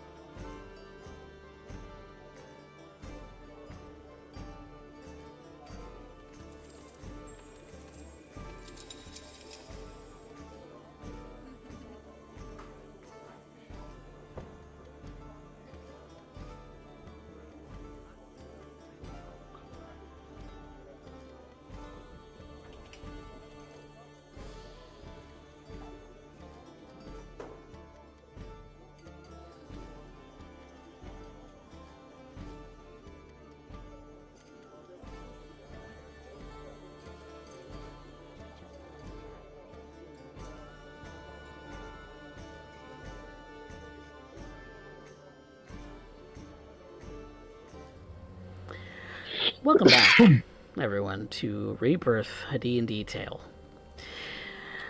Having gone through some of the different things that are on the list, the party has started to stake claims on some things that they've been wanting. So during this setting up of camp, kind of going through all of the things that they found in the treasure, some have new cloaks, some have new jewelry, some have new items and books to read. None of a nefarious nature, though. Not like the one that Lagan just chucked into a pit of lava.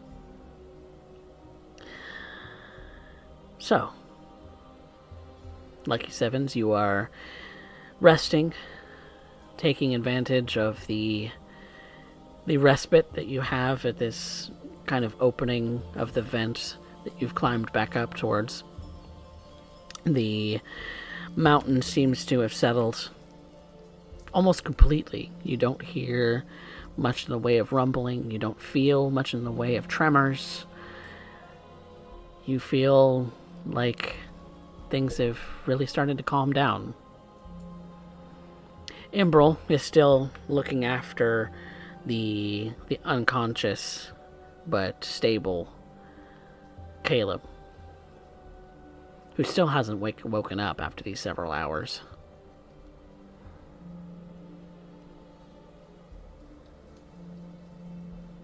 You all are muted, so if you're making reactions.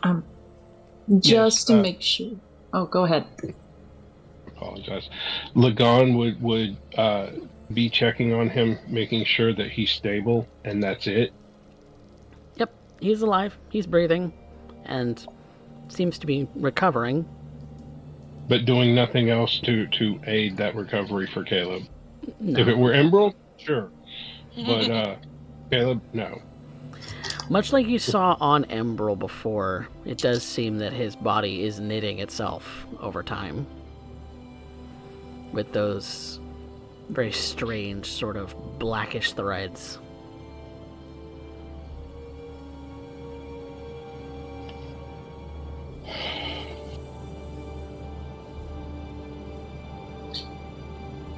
The way it looks to Lagan is it still looks.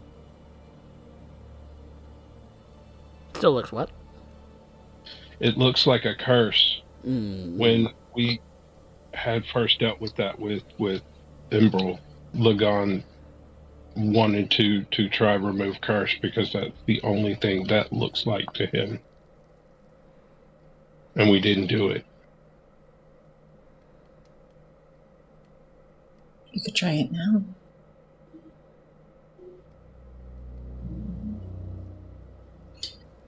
Just to make sure and clarify, we are keeping Caleb bound in a very necessary way.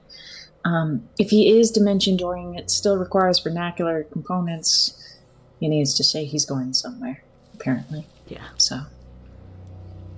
Well, when you tie a monkey fist into the knot of the rope you stuff in his mouth, he's not really going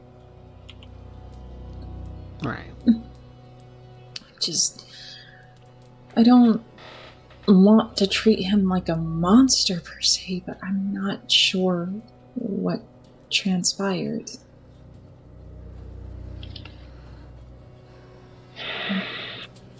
I thought dragons were supposed to all be dead. We don't see come up on the surface. Very few Ewing causes. They exist, but they're rare. Living. Lyra here. Surface dwellers have never seen her kind till now. Or if they have, it's long time.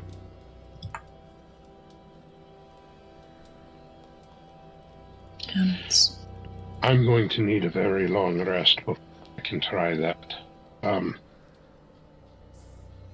I have exhausted myself this day.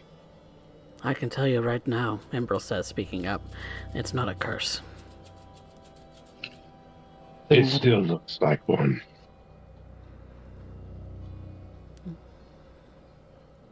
It's part of the experiments, like I told you before.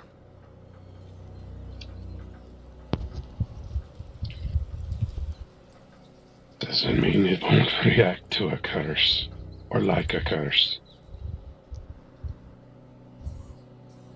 What were you playing with up on the mountain? What was I doing up here? Well, Kaz nods. I was wanting to make sure that I caught up with Caleb, because he's my responsibility. It's part of my unit.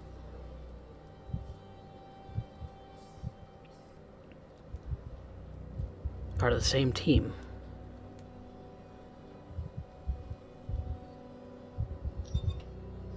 Why would he have more information than you over this? Over what happened down there? Because what we saw was a cult we'd been chasing for some time. He's got this fascination or something with death and all of that, and I don't know where he picked it up from. Maybe it's something that he picked up from his travels in the countries to the south, like with Kombe and all of that, and made his way up here, following leads, much like the same as you are, I suppose. He went through Kombe. Yes. He was shipped from the Grioran Empire to Kombe secretly. To be an envoy? A spy? I don't know exactly.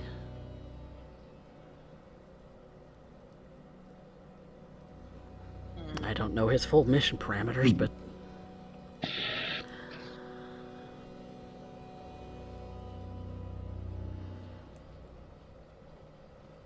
when I got word back that his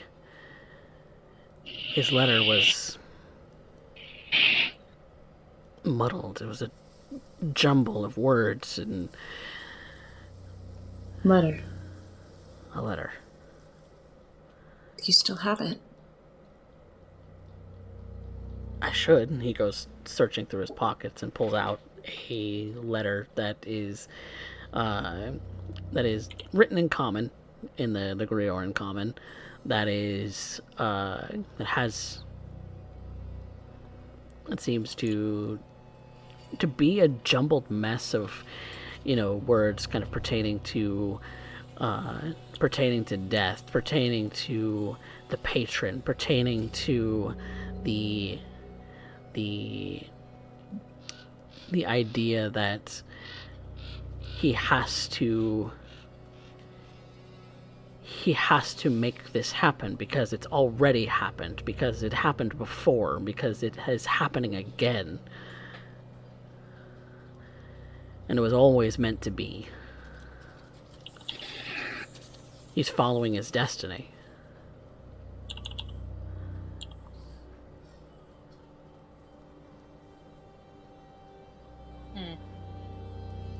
But also has indications of the ramblings of a madman. I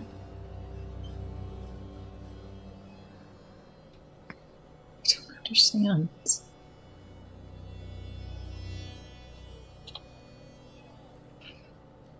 At this point, Lagan's just going to go lay down. He's exhausted. He's passed out. He's passing out. He's wasted himself for the day. All he has are 2 second-level spells, all of his first, and then cantrips. He's wasted everything today. He's exhausted. Okay, maybe I misinterpreted something, but so all this is happening before the rest that we're taking? Yeah, for the moment, yeah. It's Okay. before you're falling asleep. Yeah.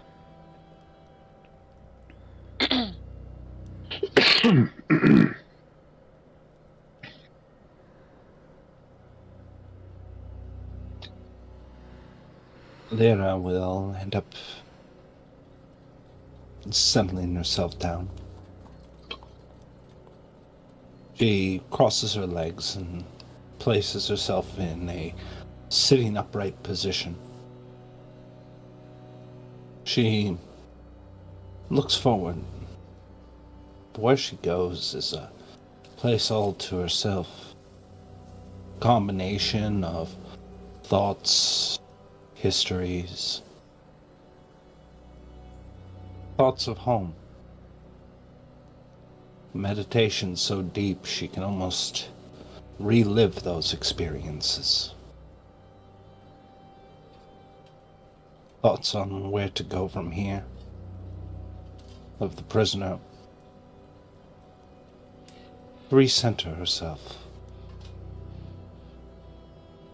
All with the same theme. Almost meeting one's end. Thinking about it. For a brief moment, ponders if Gallant felt that way in the end.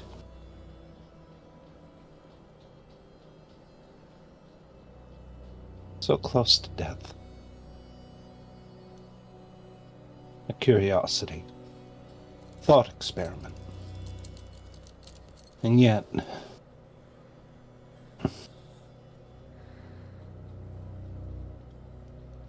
well, perhaps the rest of that thought will be finished by the end of her meditation.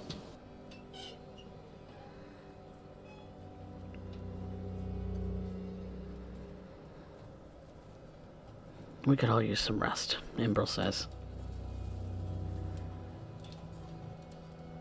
Agreed.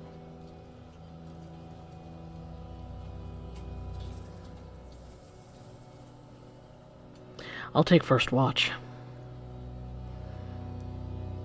Think I'll sit with you. This way, well, I only need to rest for a little while.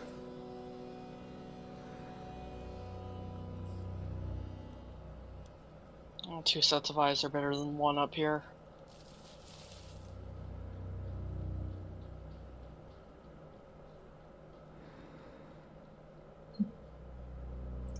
Arya will gently place her hand on Vanya's upper back, whispers in her ear. Zephyr and I will keep the cot warm for you. She'll just turn around, give her a quick peck on the cheek. Response.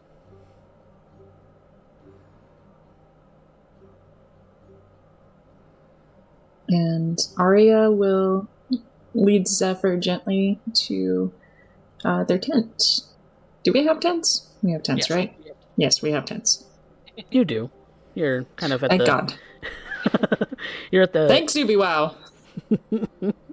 You're also at the mouth of the volcano vent, so a shelter overhead is nice, but it's not necessary really. But sleeping bags are definitely a thing. But you get the rest of you get comfortable and get your long rest, get your rest in for that period of time. Vanya, was there something you wanted to say to Imbril while you're on watch? Not particularly. They'd probably just spend whatever time sitting there just catching up again. All right.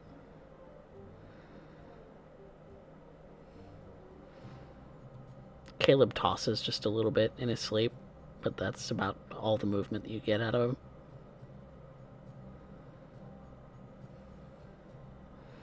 Okay. All right. Which means that there's the second watch. Who's taking second watch? Which will be 4 I'll hours take later. second watch. Okay. Alira will have her long rest, as she only needs 4 hours. The rest go to their rest. The rest goes on uneventful, and you wake. Still maybe groggy, maybe feeling the aches and pains of the day before, but you gain the benefits of a full rest. Your spell slots are restored, your health points are restored, and you are in full form of your faculties now.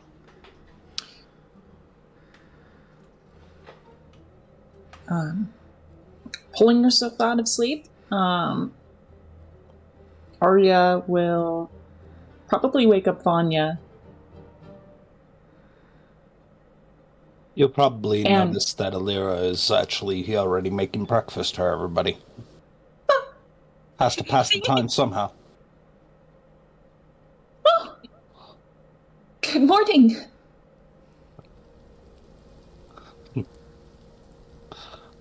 She puts her finger up to her head, lips still sleeping. Right. Okay. Can I help? She lifts up a rock and seems to grab something that's squirming underneath it. Tosses it into tosses it into the pot with the rest of them. They're still squirming around in there, but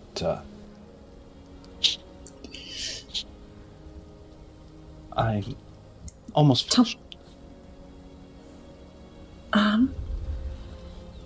Arya, for a moment, thinks about it, looks at the small insects that are already squirming about inside this. And hissing and popping, too. And popping, and yeah. And she's gonna go and forage around to see if she can find other similar insects, bugs, roaches, that kind of thing, just hidden about. Make me a nature check. God save me. Guidance. Would a survival check work?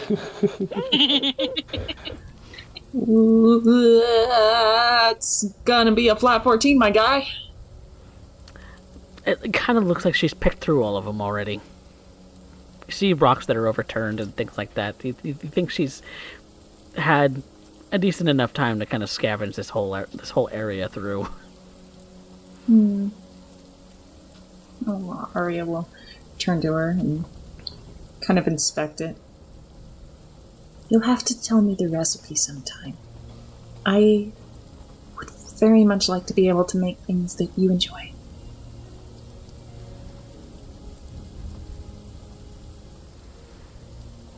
Or at least are used to. I noticed you have a hard time eating some of the, scorched rabbit and cooked soups we like to have. You're more of a gazpacho type, I understand.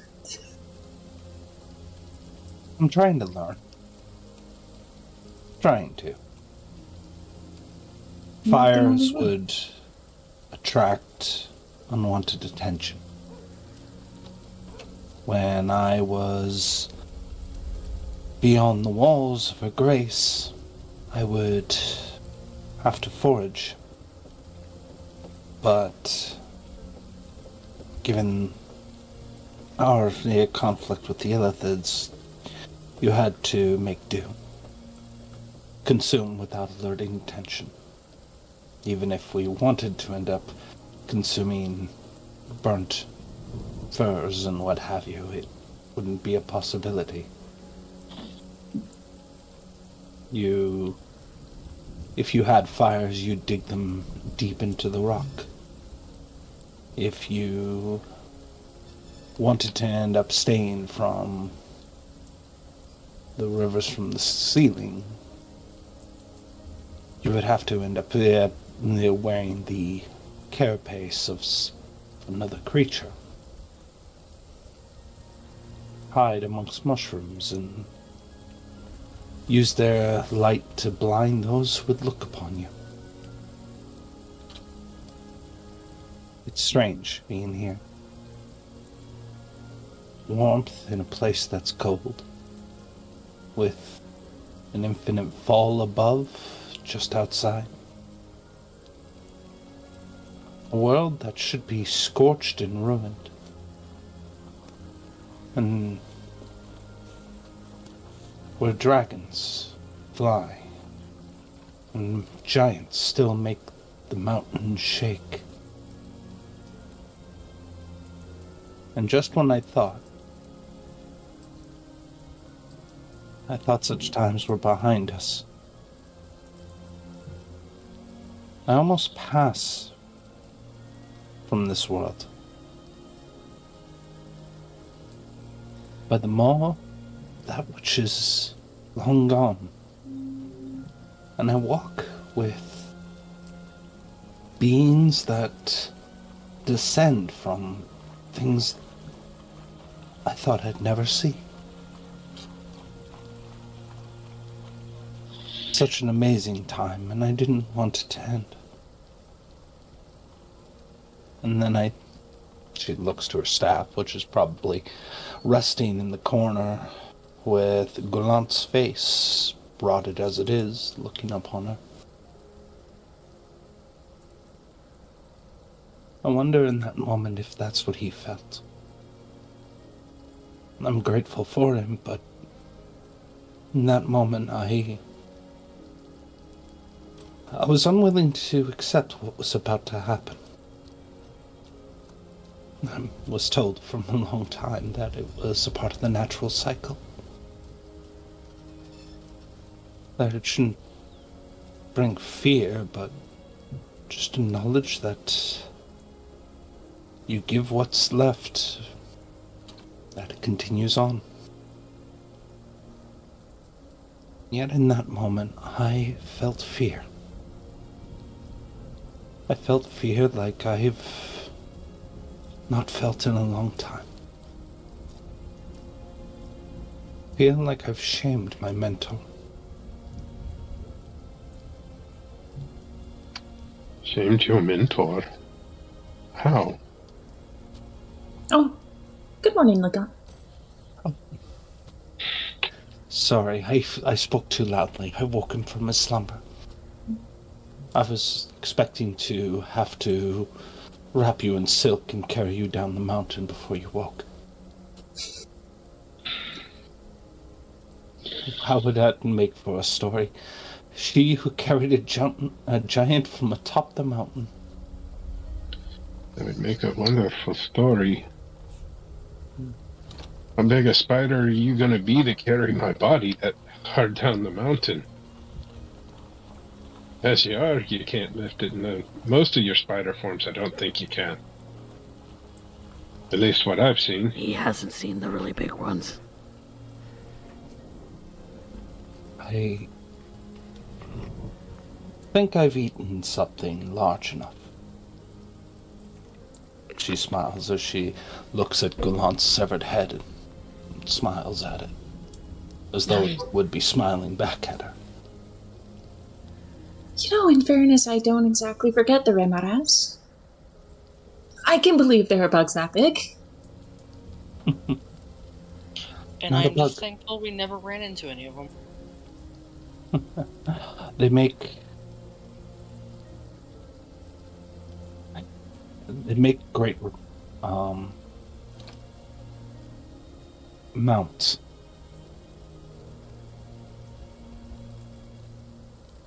It was considered a place of honor if you would ride one into battle. I remember the priestess would oftentimes ride one throughout the streets in parade. The cause of great celebration to end up seeing it. It was warm and joyful, watching them as they walked in twos, riding them down the street with banners so long you thought that they would go around the corner. With soft lights dancing about as the crowds would cheer and offer reverence.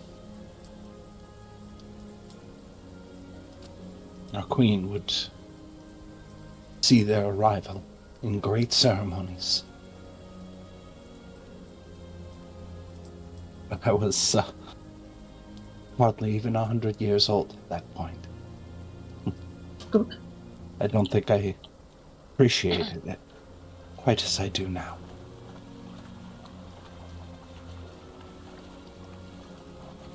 But you must be hungry. Please, it's what I could forage, and I hope that it will nourish you well. I appreciate that. Before Lagan gets anything to eat, he's going to go check on. You just wanted to say good morning. Yeah, Vanya, if her brother is still kind of just laying around, not necessarily entranced, but just laying there, she's gonna send Zephyr to pounce on him, get him up. Zephyr pounces on Imbrel, and Imbrel, that's when he kind of snaps out of that sort of trance-like sleep that the elven kind do in order to rest. Kind of snaps him back into reality. Oh, Zephyr. I guess Vanya's telling me to wake up. Okay. Well, it's a new day. And he kind of sits up from the sleeping bag and looks over at the rest of you. Kind of a little groggy. His hair's a little bit mussed, as he might have done some tossing and turning in his trance. Kind of looks a little, well, for lack of a better word, like he didn't have a good night's sleep, but he doesn't sleep, so.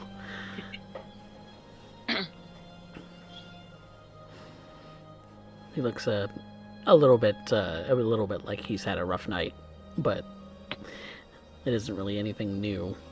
He seems to have rough nights a lot. Yeah, no kidding.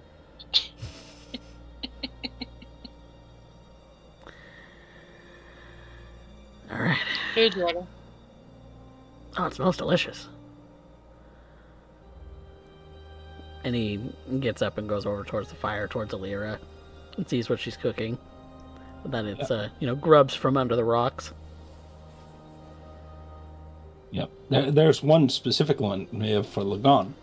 It's a centipede about the size of a 3-foot sausage, skewered right through and through.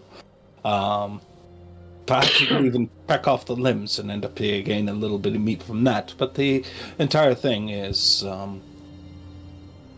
it's a sight to behold, cooking slowly over the head near the fire. Mm-hmm. There's, of course, mushrooms and edible mosses that she's aware of, that she's surprised even grow up here. But also stuff from her pack. Mm-hmm. Though what she qualifies as rations might not be normal for the rest of them. Emerald just seems to get like a handful of things and just kind of shovel it into his mouth. He smiles at him without the hesitation. Just, it's actually pretty decent. I don't know that I've had grubs fire roasted before. It's all about the mushrooms.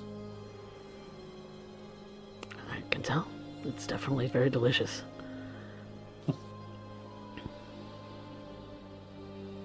She sits by Arya. Kind of looks at her.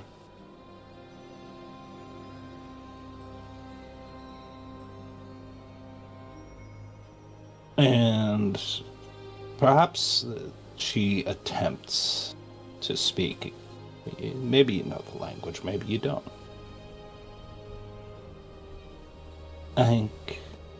Ooh.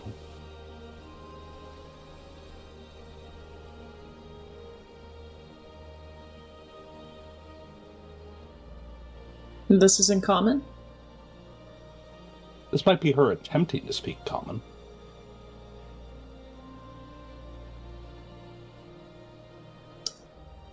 Okay. And Arya is going to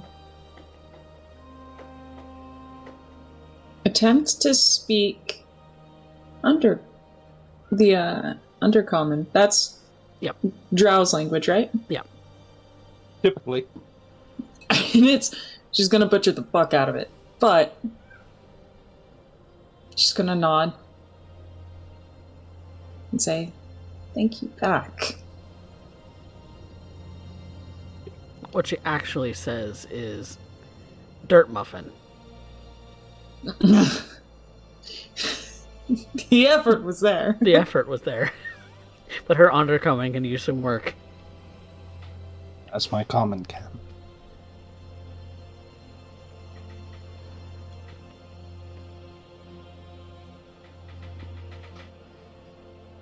All right.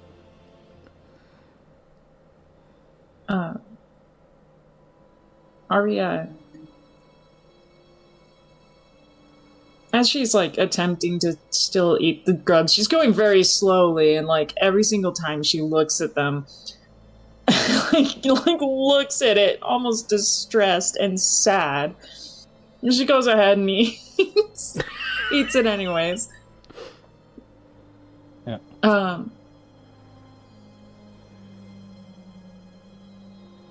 don't think you're wrong for feeling like you did, but I will say that every living thing desires the life it has.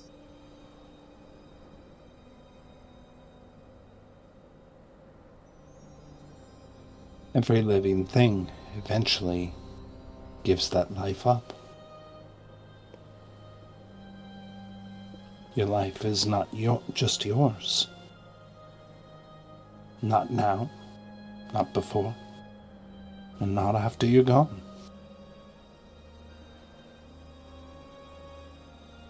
To fear losing it is to fear losing something that was never yours to begin with.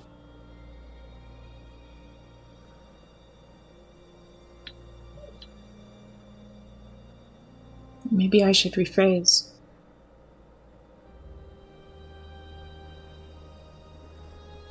I'm glad your life wasn't taken. As am I.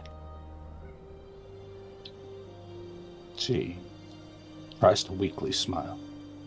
Though her eyes never really look to you. Just looking at her stave. And her mentor looking back.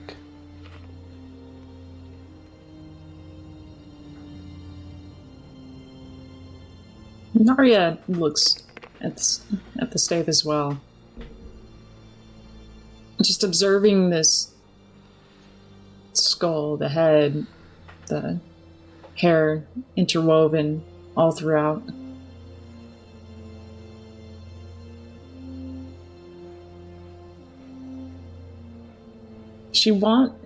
Maybe Alira can sense she wants to ask about it.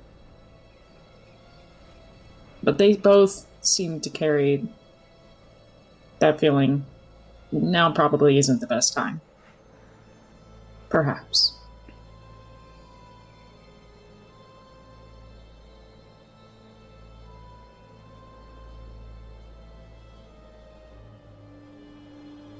Have you never felt indebted to someone so much that your only wish was that they were still here?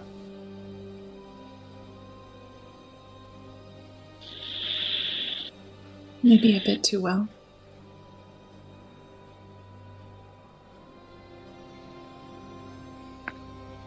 I was hardly 150 rivers before I met Gulam. And when he took me,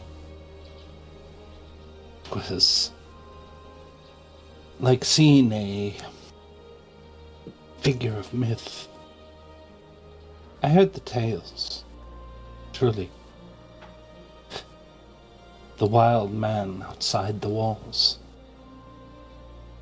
The guide, the wayfarer. The one who you would seek if you ever needed to answer a question. He seemed to know everything. Or at least everything that was truly relevant. He ferried many of the Queen's troops from one locale to the next to avoid being traced by the Illithid. He watched over were he born anew, perhaps in a different time. He would have been a consort. Very rare to end up finding one who spoke as he did. The way he spoke would not be allowed in the courts of the Queen. Out of turn, belligerent. He would often say in ways that made many turn their heads.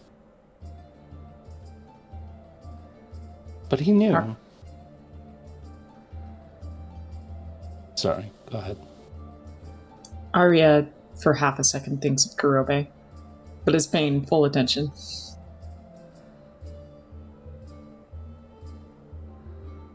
When he took me in, I tried to be a student worthy of the title. A man respected as such, even amongst my own people, was an anomaly, one worthy of song and repute.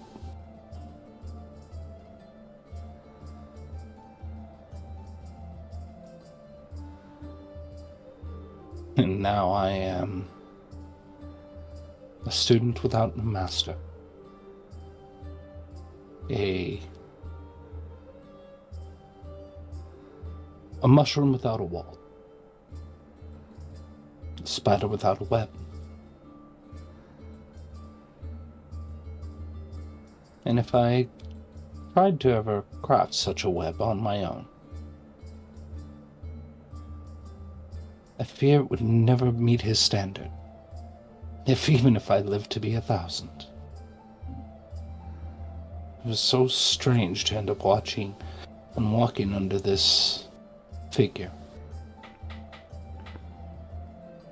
Of course, if I went back to the city to say anything, well, perhaps you note the Queen said nothing, despite the fact I carried his head into court.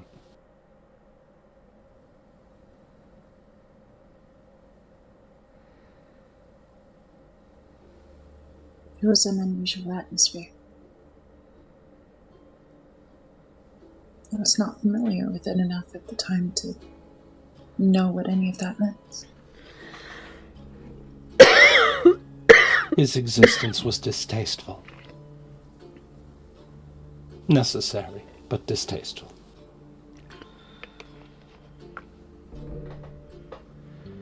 And so, when I came here to the world of the surface,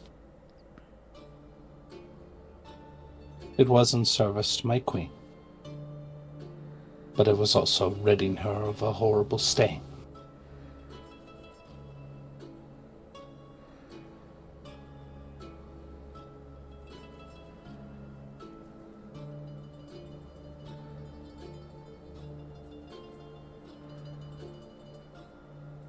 I'd never considered that. Not yours to consider. I just wonder how he would feel of it. That we now can see the open sky together, the one of legend, the one that burned. To see it strangely so bright and so blue. Not the roaring fire we heard of legend.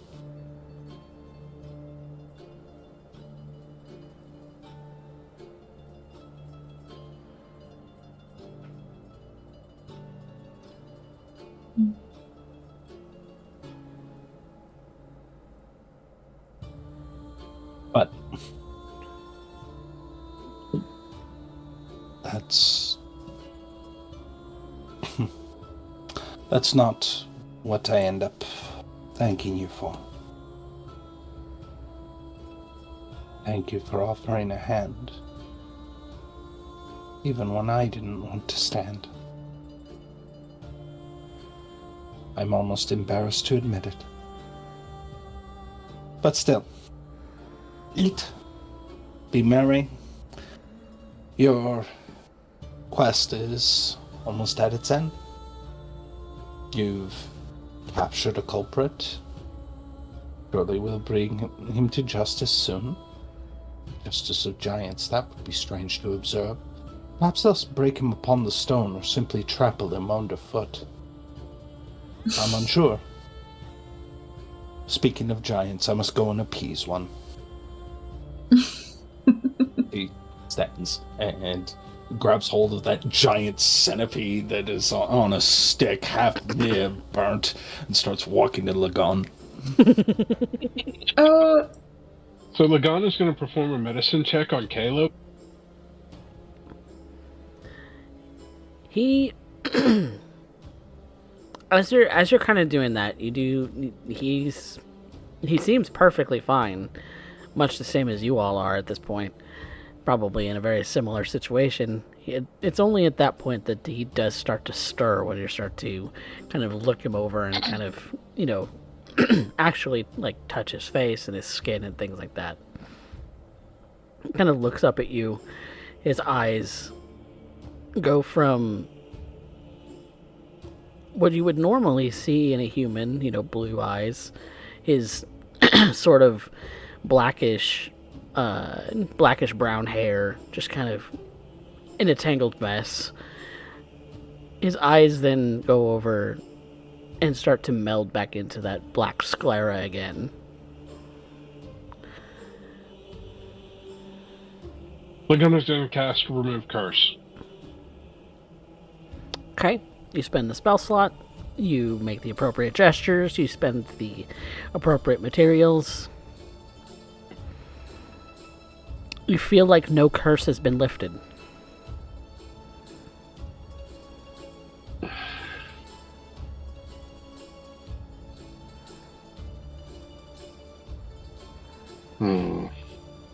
Umbral looks at you, Lagon, and says, "Told you it wasn't a curse."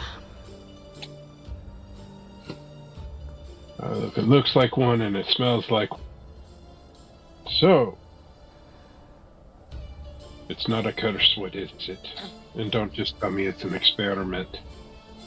There's more to it than that.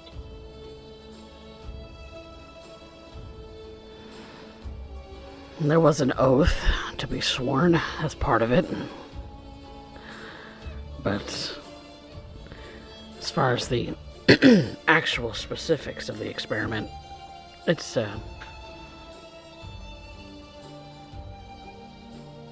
you know of mana wars, right?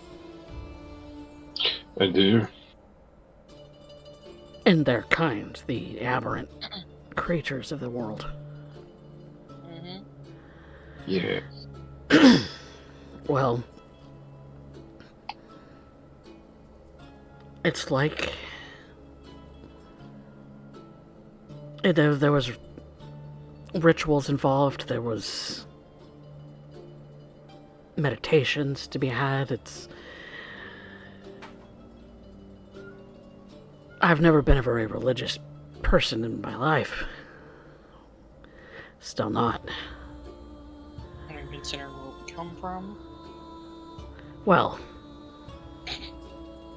given that though, it's like making a deal.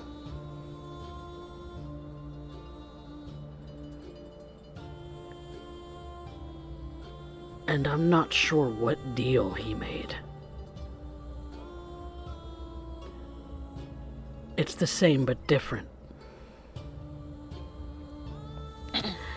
He seems to be going into more of these sort of fits than I do.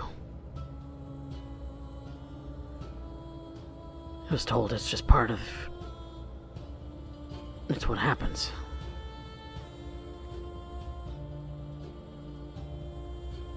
But it's often triggered by the sight of that which shouldn't be.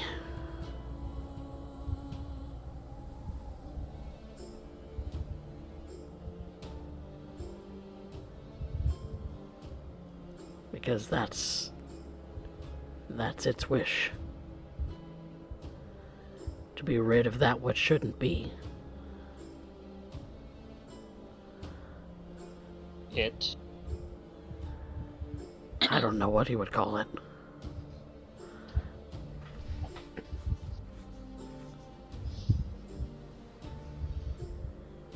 The strings.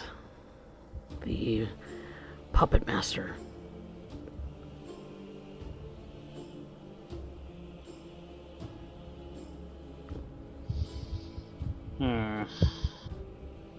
Can't say I know anything about it. What would Lagan know of this? That's he's describing it. I'm assuming that's a religion. Nope, that's an Arcana check. Anna? Oh. Well, thankfully it's the same for me. Based on intelligence. Yay. 18?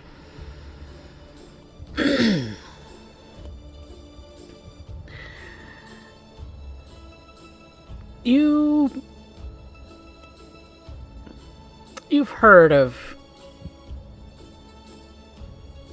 people supposedly making deals with powerful creatures, things of legend that have kind of been a granting of power to the individual and the individual is then bound by a deal to perform a certain act, a lifetime of acts for a patron. Right. Maybe it's something like that.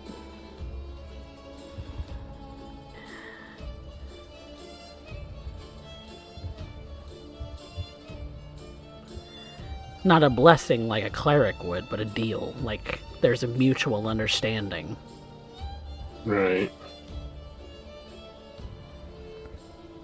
You think about a little bit about what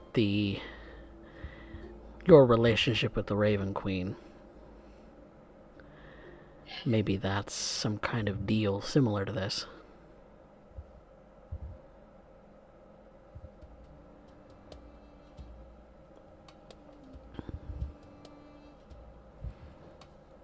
Or like the kind of deals that maybe other entities, other creatures have with maybe even death itself.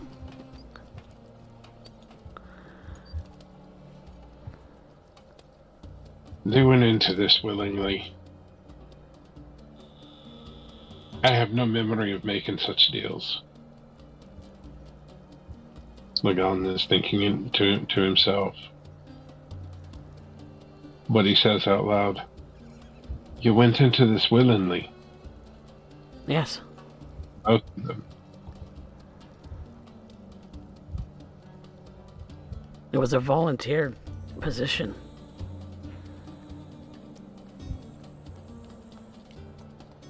And what do you Lagan has an idea that because they've banished the clerics and religion from the Empire, this is an attempt to bring something along the lines of a cleric or a paladin back into their culture without actually having anybody religious. It's a thought. No, he shares this out loud from what he's hearing. That because they've banned this in their empire, this is the government or the hierarchy, whatever's way of trying to bring something akin to it back without actually bringing it back. I mean, that sounds about right. But I don't recall ever actually speaking to an entity and making a deal. There was just a lot of time in the hospital. A lot of time experimenting with different things. A lot of time testing powers and testing this. And he lifts up his arm, and there you see that there's a myriad of scars kind of going up and down his arms. Kind of all with a look like they have something kind of embedded underneath them, like they're raised. And, well, it's just kind of part of me now. Vanya's gonna poke at it. Just in curiosity. Responds like an inert scar. Doesn't hurt, doesn't move. Vanya. These are really thick, discolored, keloid type scars, right? Yeah. And they kind of spiral all the way up his arms. Kind of in, some of them are in a pattern, but others are kind of just random. Right.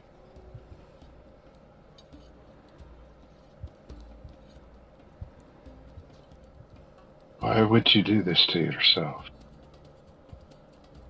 For my country. You scar yourself for your country. Well, that's just that's what healed. That's how it healed.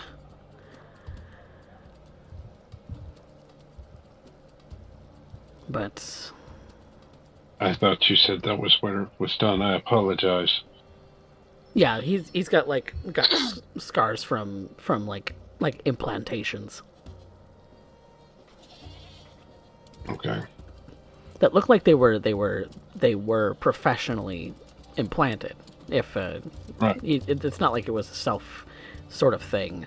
He was No, Lagan is inspecting that medically. That's why he's looking at to see what it. And It looks like they healed well. They just healed raised. right, an abnormal scarring from such traumas, not to be unexpected, anyways. And you see similar on Caleb. Right. Even though he's kind of squirming and can't speak and can't actually move his hands right now. Lagan's gonna look down at Caleb. If I take this out of your mouth, you're not gonna try to get away, are you?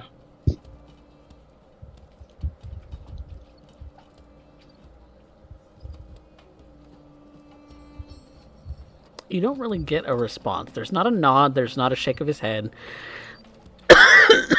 He's just remaining still. Tell him he needs to respond, or I'm about to bash him in the head and knock him unconscious again. It's Caleb. not necessarily gone.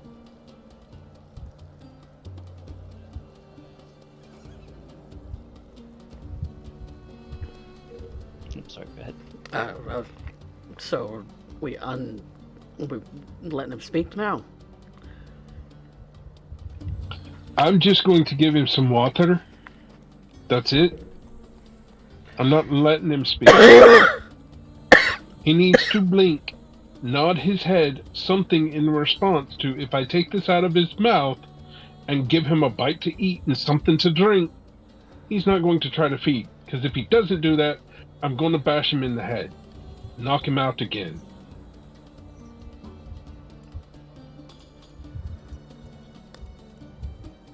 And Caleb gives a nod. Lagan will take a water skin, remove the ball from his mouth, tilt the water skin to his mouth slowly so that he's not going to choke, give him a drink, and I'm assuming it's about this time that Alira's coming over with the giant worm that she's skewered and roasted over the fire.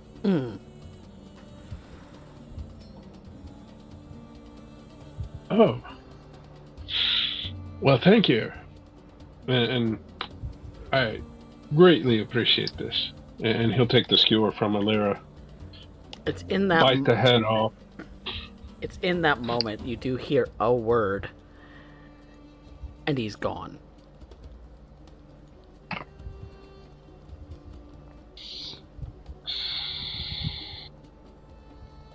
Let's see. Dimension door is what, like 500 feet? If you know anything about Dimension Door, do you know anything about Dimension Door? I don't know. Is that a What spell I you know. have? Then it would be an Arcana check, I think. 17. You're aware it exists, and you are aware that, at least confirmed now, he doesn't need his hands to be able to cast that spell.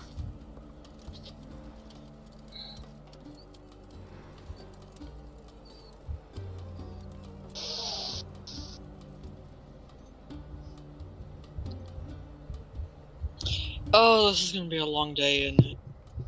Well, he's bound. So wherever he's going, he's not just going to necessarily be lying still. He is on a mountain, and it will make noise. I'll be back in a second. And Kaz, without another word, begins to walk out of the cave. Okay.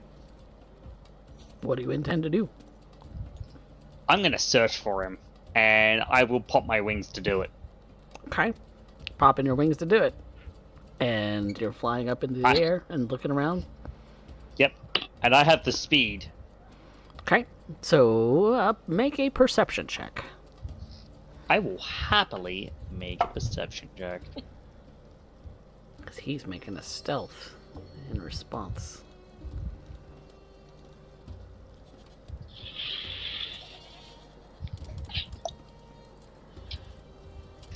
That's a natural 20 for a 27. Holy Jesus. shit balls. Well, I can't beat that with a 26. You're still bound. Yeah, he's still bound. He's not gonna be. He's not gonna be far. No, you found him. And they see what everyone at the cave does: walk out, pop his wings, fly upwards, and then the next thing they would have seen is a woof straight towards him, straight towards Caleb. Okay. I don't pity that man for what's about to happen. Or what I think is about to happen. Alright, what do you do, Kaz? I'm gonna dive kick him into the ground. Okay. Well, you have plenty of velocity to be able to do that. For shits and giggles, make an attack roll. An unarmed attack roll.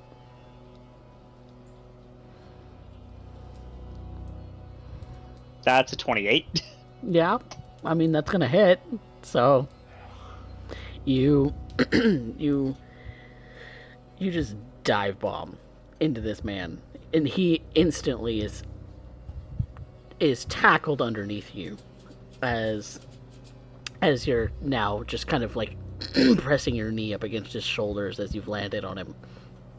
Yeah, and I'm also going to shove my hand against his mouth so he can't vocalize.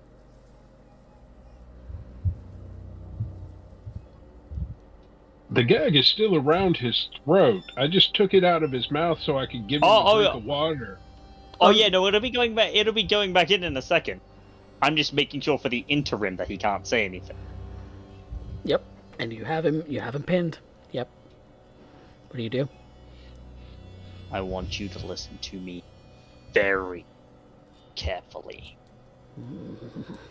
You make one word, 1 inch of a movement that I consider to even remotely hostile or attempting to flee again,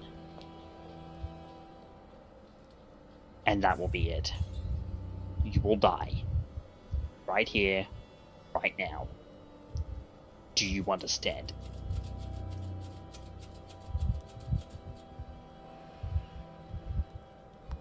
He just kind of grunts at you. Good. And he's going to remove the hand and immediately shove the gag back in his mouth.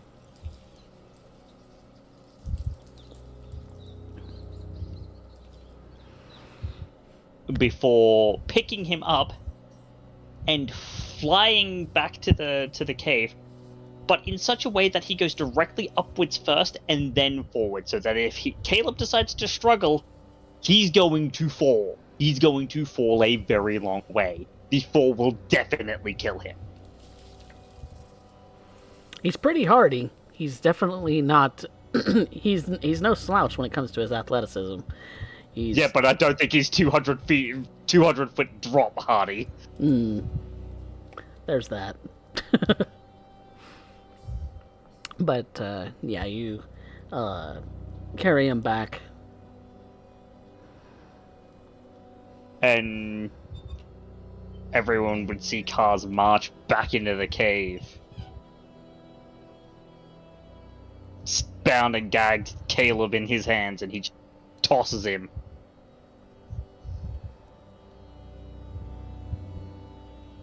And the second they come back, Vanya is going to use Hunter's Mark on him. In case he tries that bullshit again. That's a good idea. Good idea. Good idea. I should have done that in the first fucking place. Then again, I thought he was going to be smart. He makes another run for it. I'm snapping his neck this time.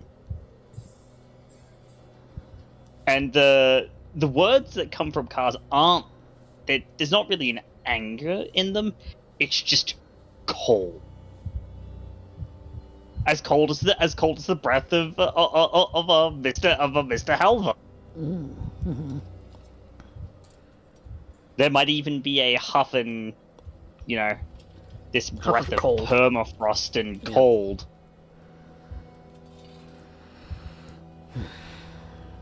So, Spec, just because I know you just returned, just for FYI, Caleb ran away, Kaz went out, popped his wings, dive-bombed him, found him, dive-bombed him, re-gagged him, and brought him back up. Oh, wonderful. Wait, how did he get away? Dimension door. God damn it, I thought we gagged him for that shit.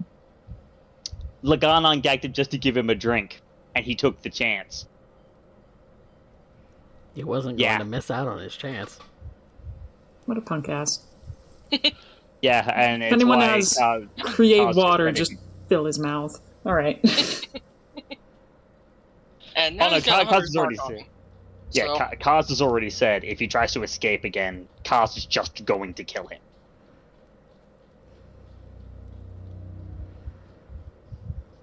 Alright, so... Well... That's certainly something I can't do.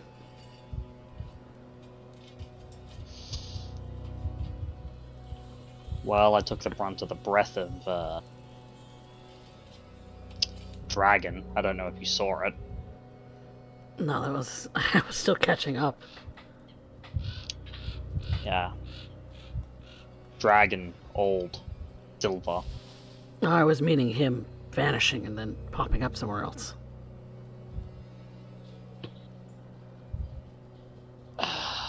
This talk of deals and...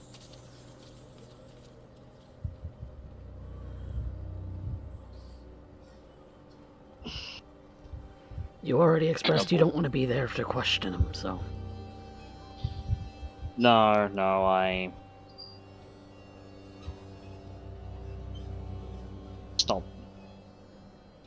not what I'm thinking. It just feels a bit above our pay grade as knowledge is concerned. Well, for more We details, know any... you'll have to ask the High General of the Grioran Empire and Emperor Lythel himself.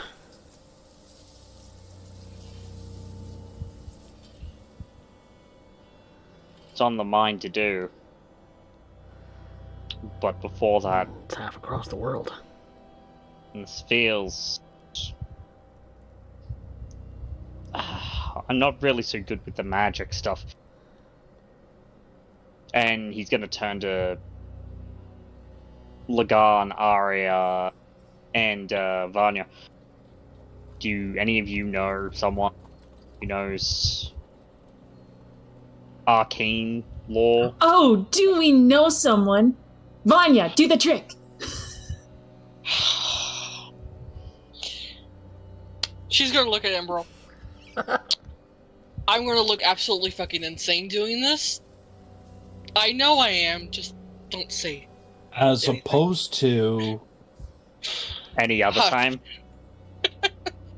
And- Cars finished. I imagine Cars finishes Alira's thought.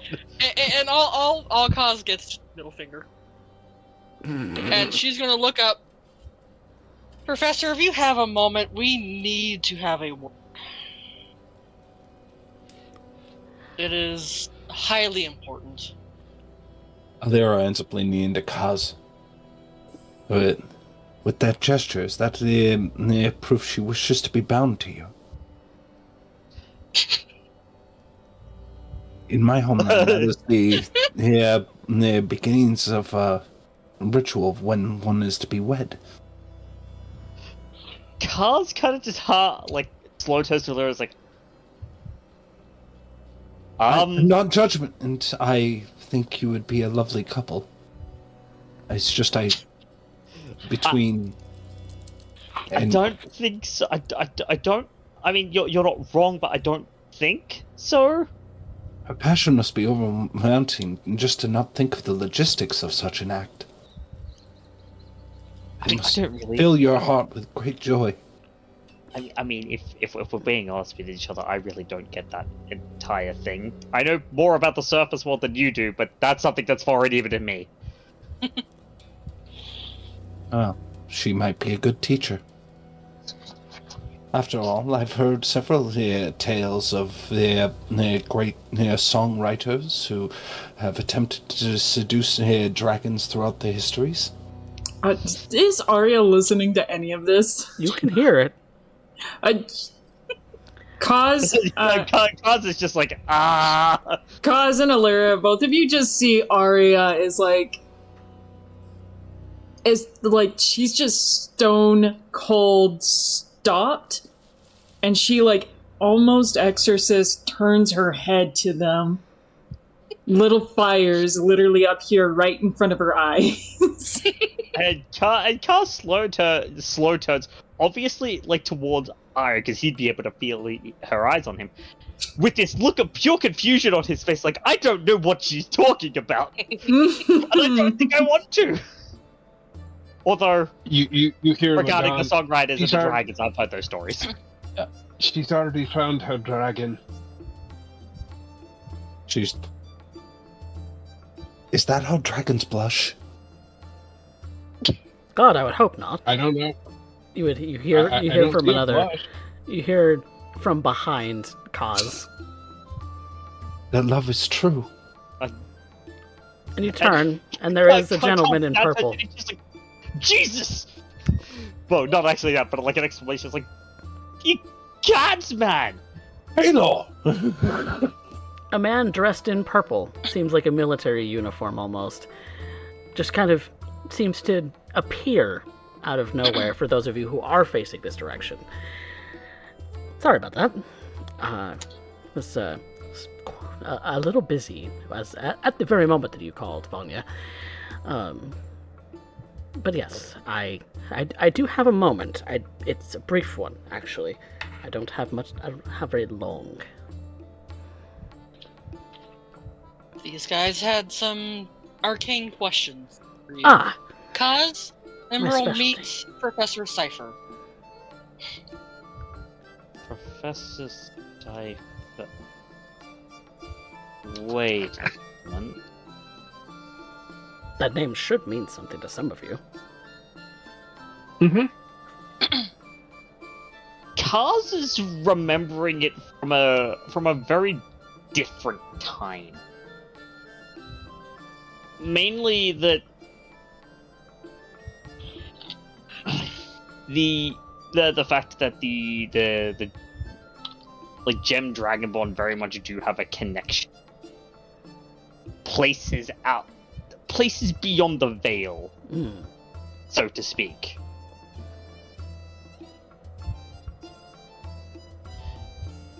Do I know you? No, but I think I've heard of you. Oh. Time long since past. Oh. Well, there's... And in a book, you wrote a treatise, right? He did, in fact, write a treatise on the Firestar back before anyone really knew. Yes. That's Oh wow, that's horribly out of date. Mental note Right. to rewrite that. But to business. You said you didn't have one. Correct. Yes. He gestures to Emberl and Caleb. Oh. Apparently. Sorry. No, you go ahead. Apparently, there was something of a deal that these pair, but especially that one, had made. When he says that one, he's gesturing to Caleb. And I know nothing of the sort. In fact, none of us really know anything of the sort. So, if you could tell us anything about what quote-unquote ails them. He kind of quietly walks over towards them, kind of looks at them both, kind of seems to observe them for a moment. Emberl seems to be a little awkward about it. Caleb just seems to be unmoving and just uninterested in the fact that another person has just apparated in front of them. I see. Well, I thought that was all done and gone with. It seems that there's... How...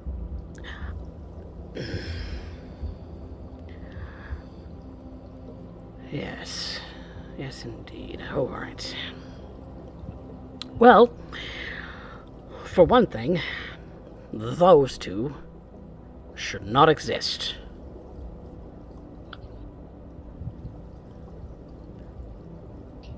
As should all aberrations in this entire world not exist, as, well, they're nothing but mindless brutes now.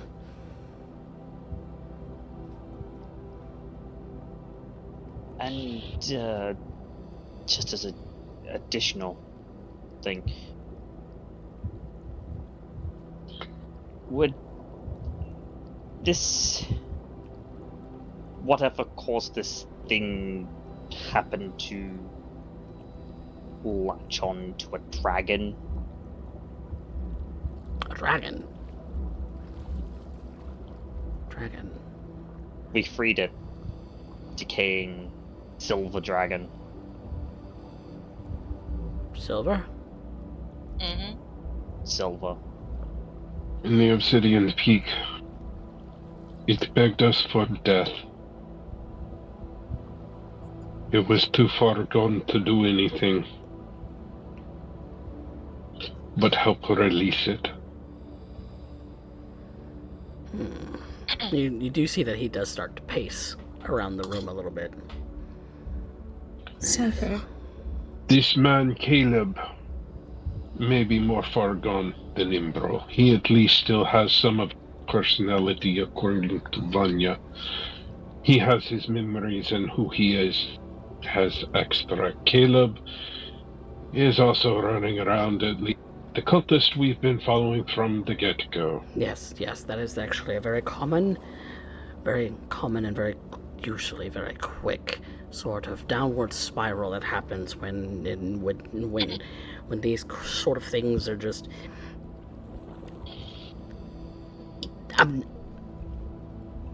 that one specifically, he points to Caleb. That one. Do not let him out of your sight. Didn't plan on it. He already tried escaping once, and I very quickly acquainted him with the ground, and I would trust that you would trust my word when I said that their relationship was highly intimate. We need help with interrogation so that we actually can get the information we need. What do without you... him necessarily having to speak. Ah. Because every time he gets the chance, he's going to try and get it. Oh, well, that's not... Utter a single syllable, and I'm liable to bash his head and, No, and I'm finding it very difficult to gauge his thoughts, too. He's well protected. Well protected. But it's gone. What is? The thing that created aberrations. On Earth. The weapon. Are you sure it's gone? Some part of it. I am absolutely 1000% positive that it is gone. I was there. There's no way he left nothing behind somewhere. Well, of course there would be remnants left behind. What else? You can't destroy a whole thing, a whole entity, and not leave the scattered remains. Whoa. So Back up. I have several questions. I have very little time. You were there? Oh, yes! Welcome to my exact reaction when we first met.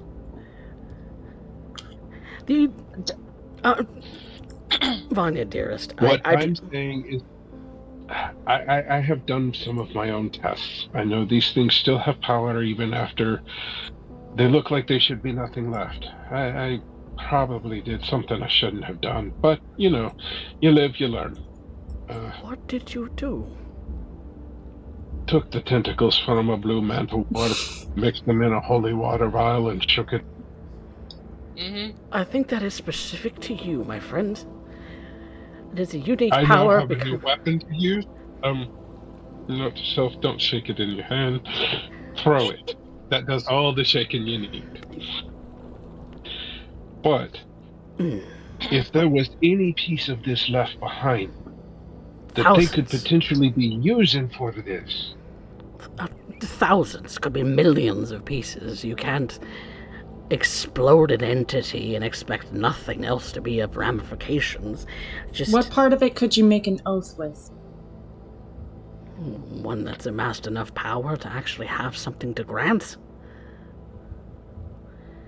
It was much the same sort of deal that I was making with Rune.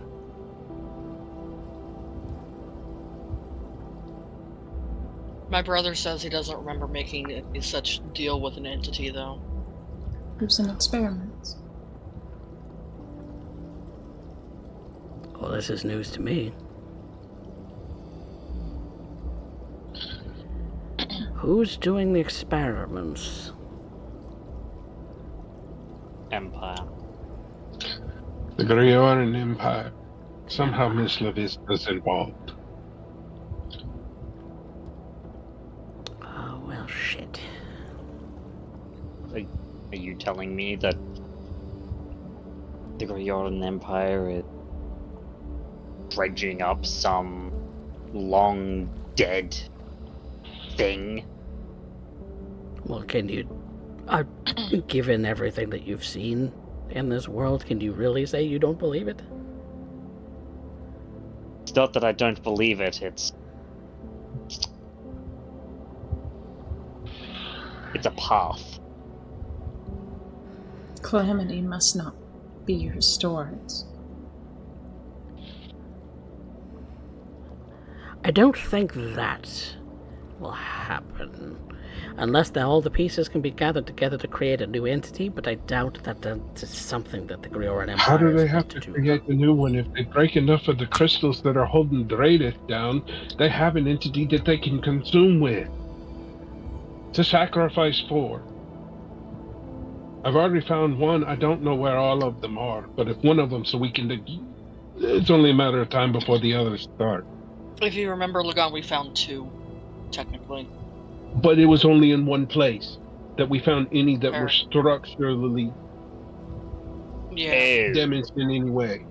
But if one of them is doing it, it's only a matter of time before the others start. We've found Wait. 2 of these locations. Wait, One of them is weak. wait. Found enough pieces to make something new. Could this be done with an old god?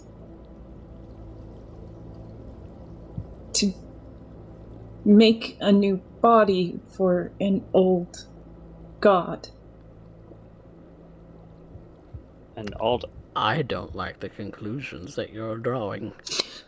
I don't either! This would be... I think this.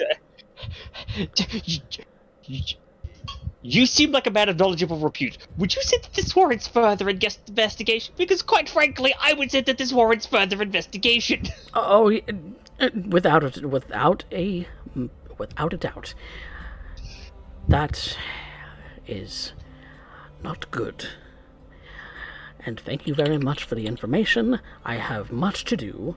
I have much to do. Even more than I had before. Lagan is going to cast Sending right now to the professor. Don't worry about the book. I made a deposit in the Obsidian Peak. If anybody tries to find it, it's going to hurt them more than anything.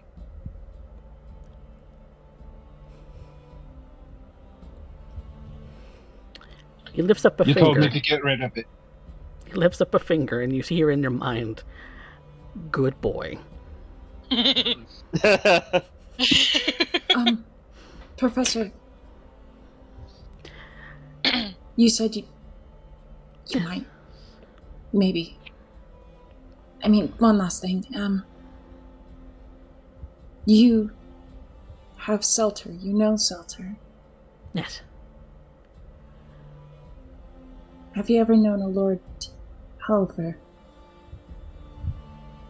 Personally?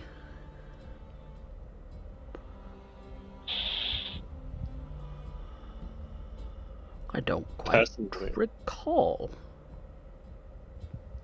Personally, the answer is no, but he definitely heard of a Halva during the travels he had with company. Yeah. If he remembers any of that, well, that's up to you. But And again, he would be insanely old at this point.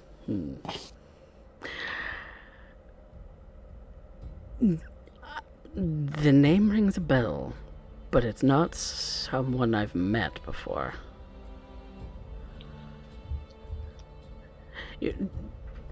Keep in mind that that was many, many years ago. Many, many years ago. Century ago, if I remember correctly. Ah, look who's paying attention. I'm concerned. You remember, I lived on the other side of the mountain range from the Leviathan. It affected our town as much as it did over there. He looks to Alira. You had a question. Mad ramblings. Yes, I tend to What do has that. happened? What? No, not from you. From a letter. Oh, right. That Emerald. which has happened before will happen again. And it would seem that there are forces that are interested in accelerating that. And Yes. the tales my people tell of the times of giants and near dragons. Times long since past. It would Yes. seem that they wish to bring in anew. Bring the time of gods. Oh, well, if that's the case, that's... But if they're assembling pieces to bring back old gods, then it would seem that the timetable has... Or pardon, I wouldn't say timetable. But it would seem that the hour approaches far quicker than we expect. Yes. Not just going into an age, but going through it so quickly that... Well, I'm not sure what to think of that, to be honest. They are making themselves an undead army. Everywhere they go, they are raiding the graves. Yes. So, Which wouldn't necessarily be anything of repute, except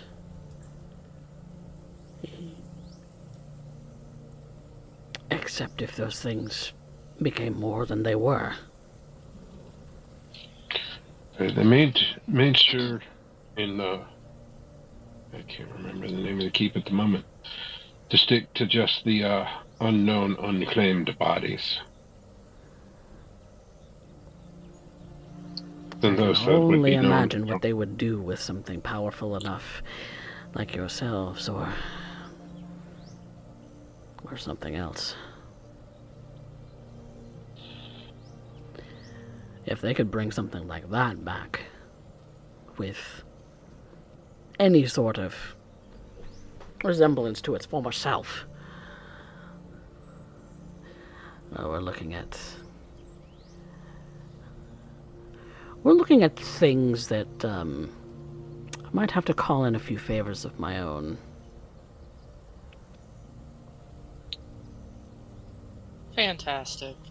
Well, it was a pleasure visiting with you all. I am far more anxious today than I was when I woke up this morning.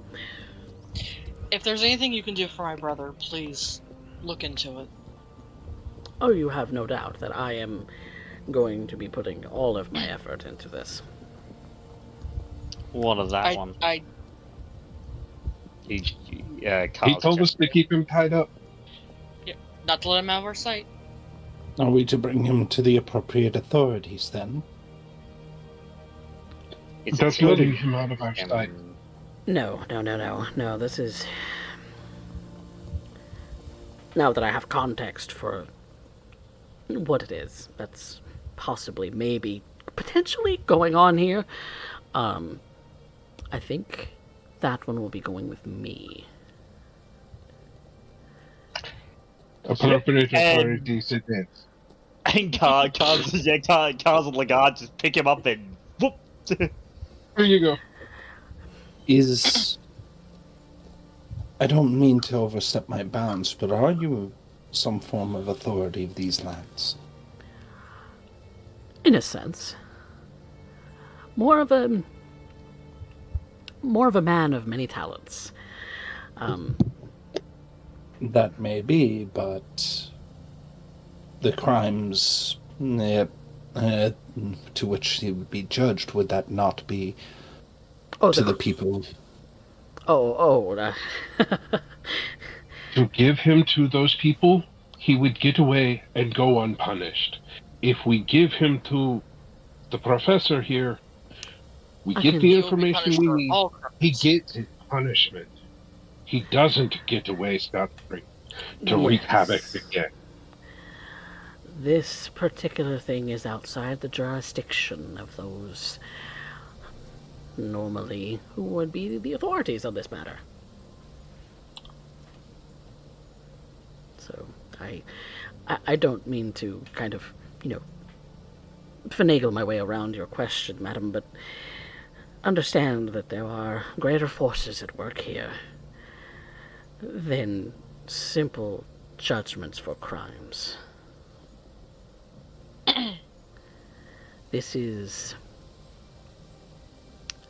He is more powerful than anything that you have ever seen, I'm sure. So, I will erect the proper containment field for him, and I will make sure that he does not get away. Selter will be absolutely thrilled to have a new pet. Lyra doesn't seem convinced. Didn't say anything. She doesn't I seem hope she convinced. enjoys her new plaything. Tell Salter we must see her again. I will. Well, thank you all so much for the lovely visit. I'm sorry that it must be so short, but it is important that I get back. So, You well. hopefully that answers all of your questions. Answered more than I think we had. Oh. Well, that's unfortunate. Which is... yeah. Oh, well. Until next time, you always have my number, Vanya. Mm-hmm. Until next time. And Arya. Take care.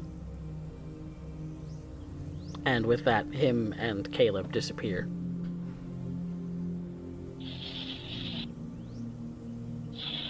That man never fails to drive me insane when he's around. I feel like I've just gone insane. I have so many questions! Is that you as cause? Or is that... Yes. Yes. That is Carl going, just clapping his hands and going, I have so many questions! He's the person you need to ask them, and he's not here. He's a And young... unfortunately, he had very little time to begin with. Look, the only thing that I'm really hoping, beyond anything else, is that Arya wasn't referring to who I think she was referring to, an old god.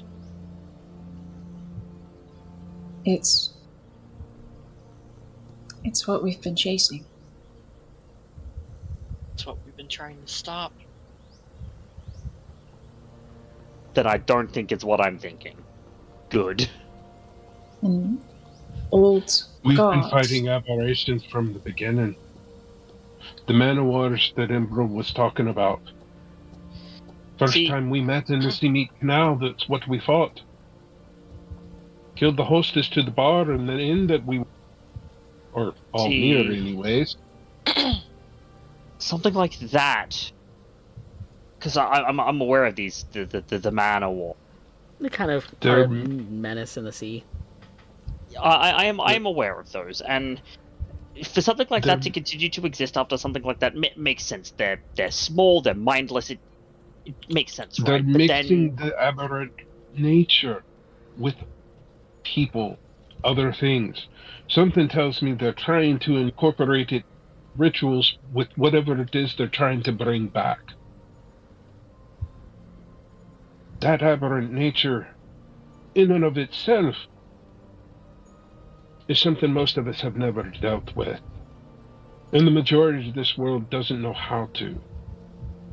yeah, I can't say that I have in any of the word, but what I'm more concerned with is that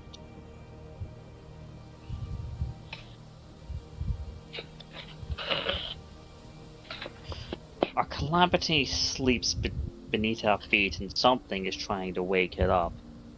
And if they are doing as you say, and that's actually a concern, then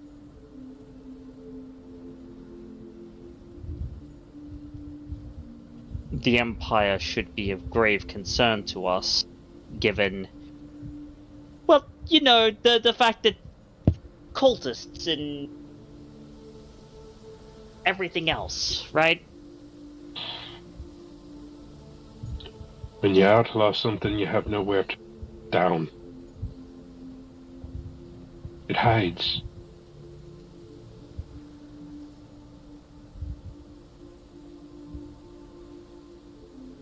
And the dragons and the giants still walked this world.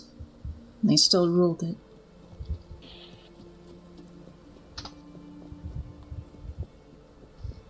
All of Zuviwao was scorched. But it's not so much because they did it themselves. It's because they made weapons to do so.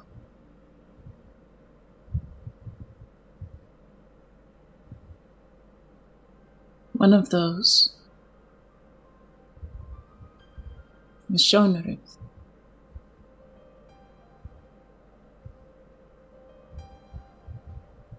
And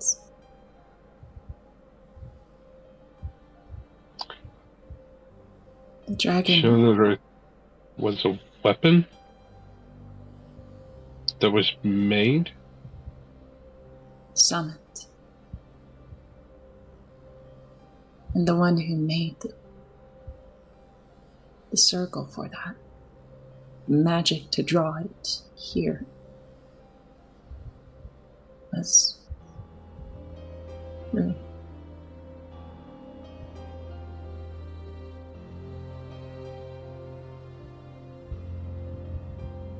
Dragonkind.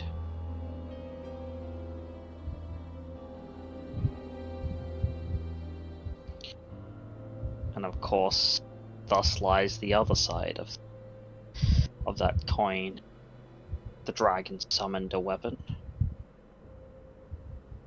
What would the giants do but make one? As I said, whatever's going on is weakening the bindings for Dradith. I'd not like to see him come back. I'd not like to see Shonaru come back. I don't care who or what they're doing, what they're trying to bring back. That we cannot allow.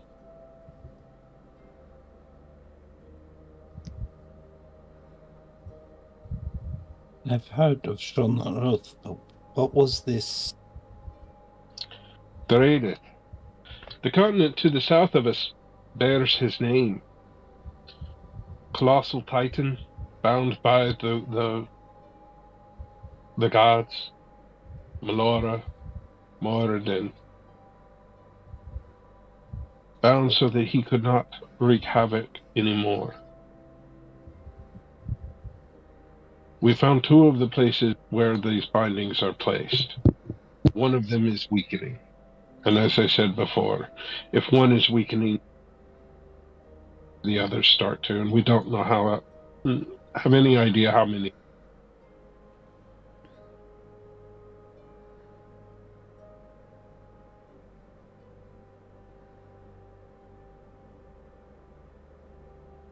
This is so much to take in. So what the hope is that by bringing back dragons and giants, they can replicate and bring back Shonaru and this colossus. We don't know what they're attempting with it. We just know that the pieces we have fit together, that this is what they're trying to do, and they're trying to bring back an old god at the same time. To what end? We don't know the end. We just know that this is the aim that they're going for. Everywhere we found these cultists, everywhere we found them bringing back and resurrecting the dead as they have. These are the things they're trying to do. It's happened before and it will happen again. And it will continue to happen. As long as people like us who are being done don't stand up and do something to stop it. No, I think there's actually something poignant in that. It's happened before and it will happen again. There is an old god of death and there is a new god of death.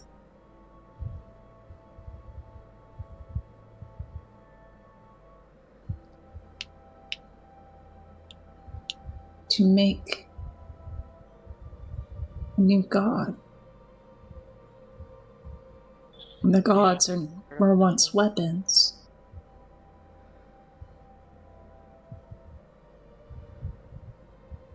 Maybe it's a far-fetched, but do you think they're trying to start a war between the gods? To make a new pantheon?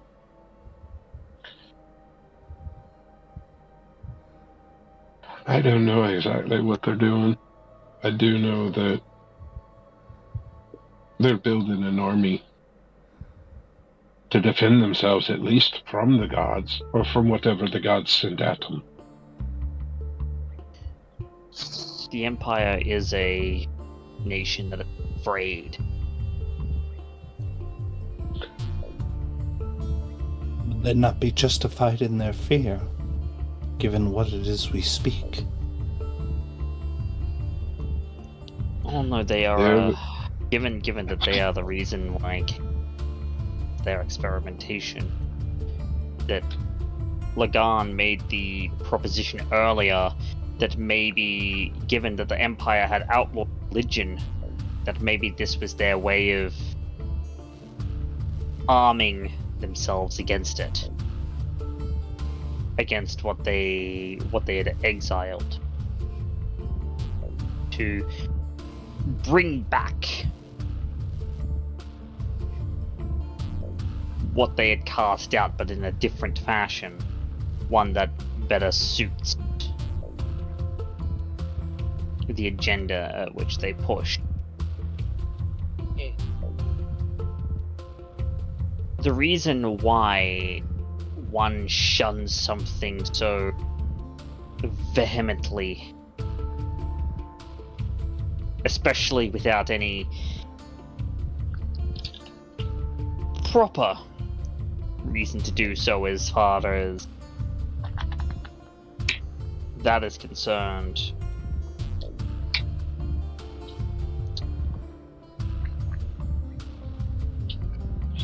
is fear. They cast out the gods and are afraid of reprisal, and so they arm themselves with the remnants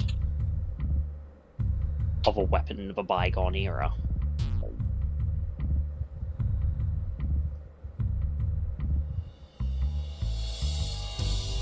Probably not knowing full well that they may signing the death warrants of not only themselves, but of everyone.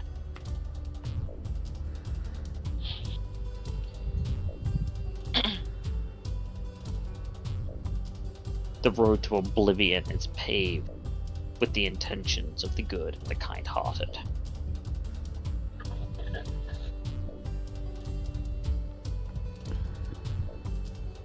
Either they don't know and unknowingly sell towards the edge of the abyss, or they know full well.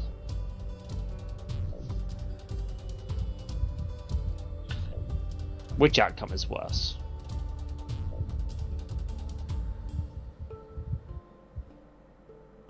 It winds up the same way either way.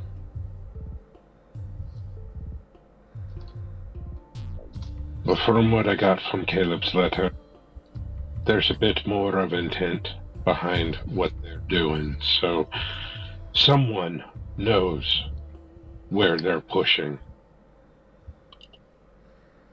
why they're pushing. Not only that, but they would also know where they're getting the materials for these experiments from, and where the idea even struck them. I have a good idea Miss LaVista knows where this is going, and who's behind it all.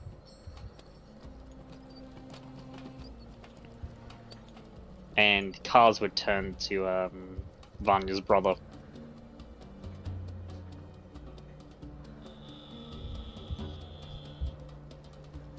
So you wanted an audience with Madame LaVista? Councilwoman to Emperor Lythel?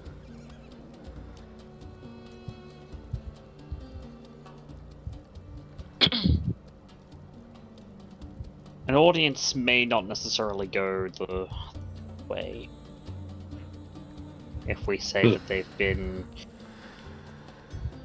playing with things they shouldn't, they might take some rather major offense.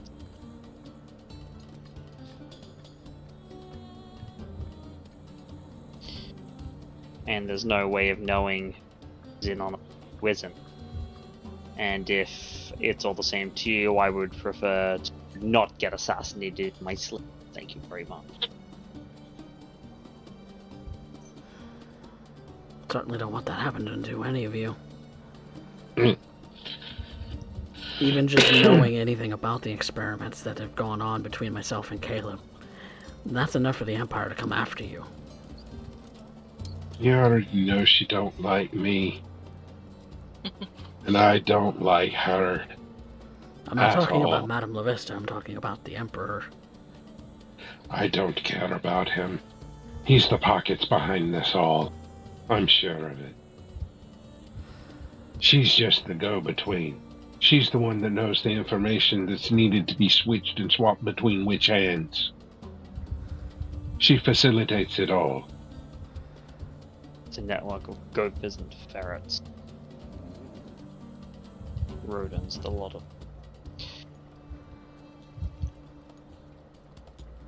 But I would like to, before we do anything else, I want to make something very clear to you. The fact that you've told us any of this definitely a want target for the Empire. They will probably try and sweep you under the rug as incidental. I don't doubt it.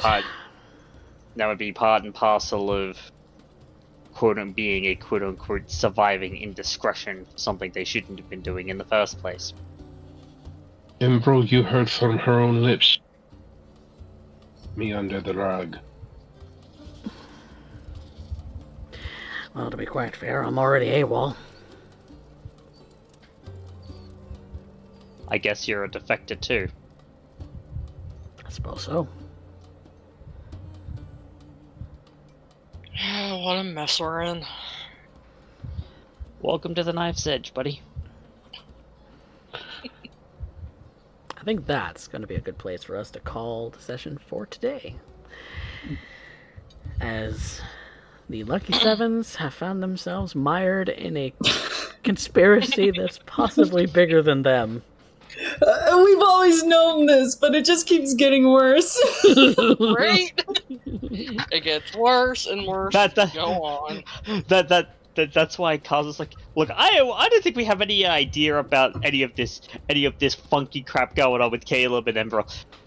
Do you guys know anybody?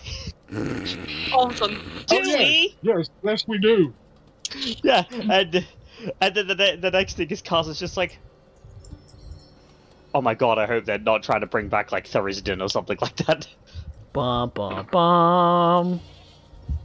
Uh-huh.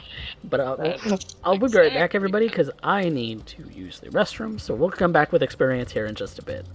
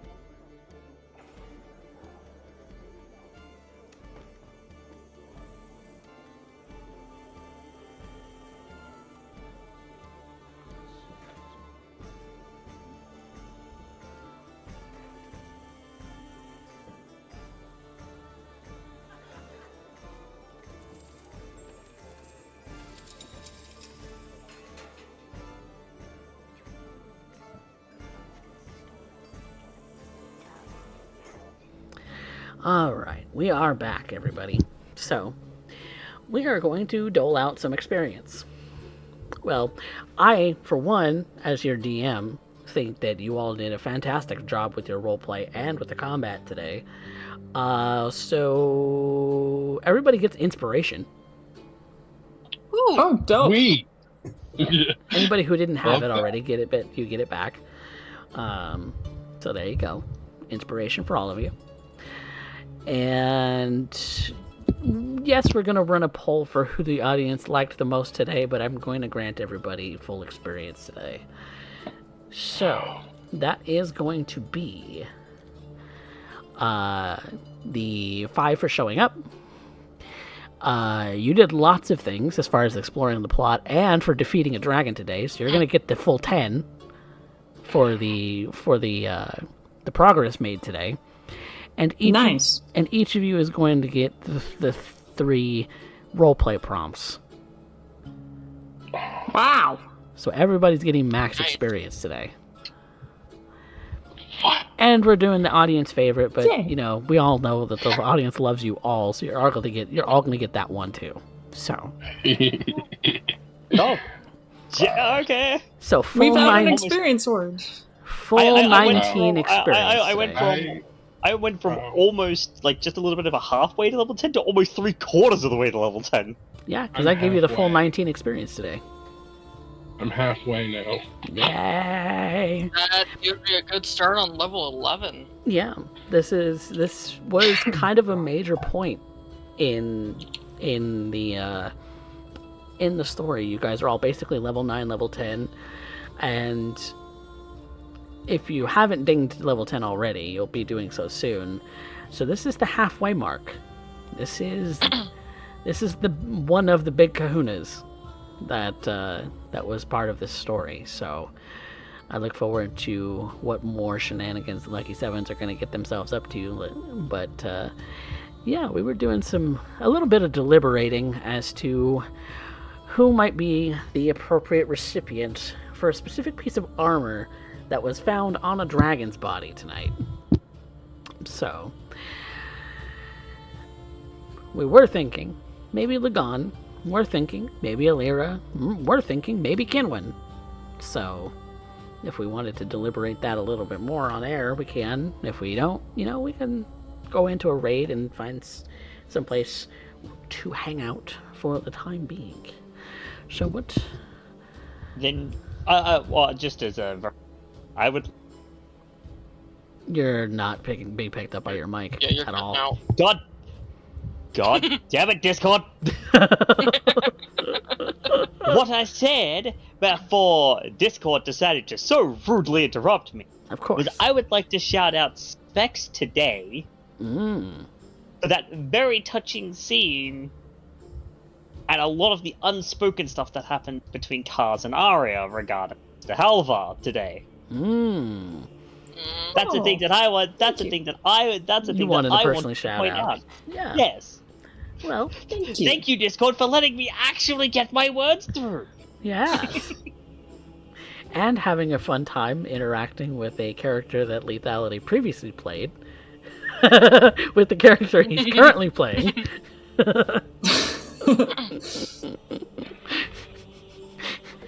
Very So good. many questions. Always so many questions, not enough answers.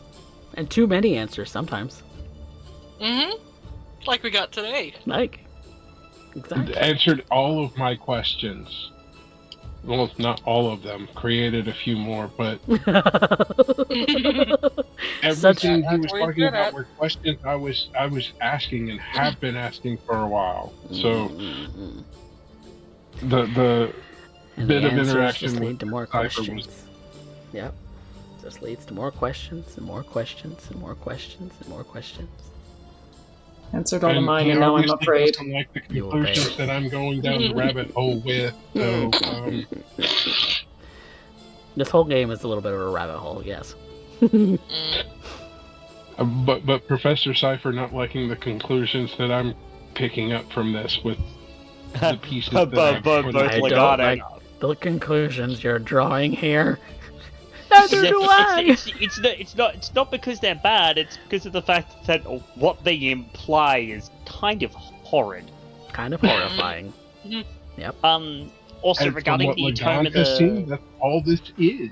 And Yep. anything that ties into this aberrant nature is absolutely horrid. It will only lead to bad shit. just as a note too, Coffee, regarding the tome of the still tongue. Yeah. We did decide we are gonna take it with us because we might be able to hand it off, sell it. Okay, that's fine. Then I'll just at some point roll a value for it when it comes to that point. Yeah. If we sell it, or maybe we might trade it for some big city. Yeah. I was thinking we could sell it if we ever make it back to Kambe to Kurobe's friend that did all the magic with us in combat. Yeah. Oh yeah. She's always been nice Amarith. to hook us up with stuff. Oh yeah. Yeah. There's Maybe she always doesn't that. have a copy yet. Yeah. There's always. I'd hate to have to explain to her where Kurobe went, though. I He went I'm monster aware of hunting. these things. I mean, true. It's not exactly a lie. It's not exactly untrue. It's not untrue. I did the best I could. I helped him with as much as I could. He went monster hunting and decided to leave us behind. Mm. Poor Kurobe. Rip. Feels bad, man. Right. Rip and pepperoni. He and our good friend Druid were separated from us in a monster hunt. We found the Druid. We haven't found Kurobe yet. Oops. Yikers. Oh well. We found another Druid and a monk, I think. A monk is So- it, who is Dragon Boy. We like Dragon Boy. Dragon Boy punch things. Dragon Boy Punch. Yep. Mm-hmm. But yeah, thank you guys so much for playing, and to our audience for watching the 5 hours that has been this game today. You know, thank you all so much for swinging by, because this was definitely a very monumentous, if not short, presence of a dragon. but Certainly not one to forget. nope. Right? Nope. Certainly not. Especially given that I saw you, like, WTFing, like, really bad when I mentioned the name. Yeah. Yeah. No, I was like, "Oh, you bastard! I know exactly what you've done. I know these things. You do not speak to me of the old runes. I was there when they were written." You know what? It could have been worse. It could have been Casimir. That was me tugging at the heartstrings of those who are in the know and those who have played, while the characters might be oblivious. It couldn't be Casimir because I'm pretty sure Black Wolf would have to like manhunt Coffee at that point, and I don't think that would. Dark Wolf would manhunt Dark Wolf, Coffee. damn it! Dark Wolf would. There's too many wolves. Yes. Yeah, they're pack animals. Yeah. I mean, pack tactics is a I'm thing. sorry. I forget, but yes, Uwu would Uwu- hunt Coffee down and probably. Owu probably would hunt me down if I had killed Casimir. Or if I had let you all kill Casimir. Mhm. Just saying. Yeah. So Casimir's being happy boy down in Oiho with. If Tiamat. Oiho still exists, we still don't know. Exactly. Maybe it does. Maybe it do, maybe it don't. No, we don't know. We'll find out. Maybe. One day. Who knows? Maybe. There's still more to find out. But yes, thank you in the audience for watching. Thank you, my players, for playing. And with that big chunk of experience, you are very happy beans. So, we will be back for more streams next week. So, hope you all enjoy, and let's find somebody to raid. So, say goodnight, everybody. Night. Good night. Right. Good night.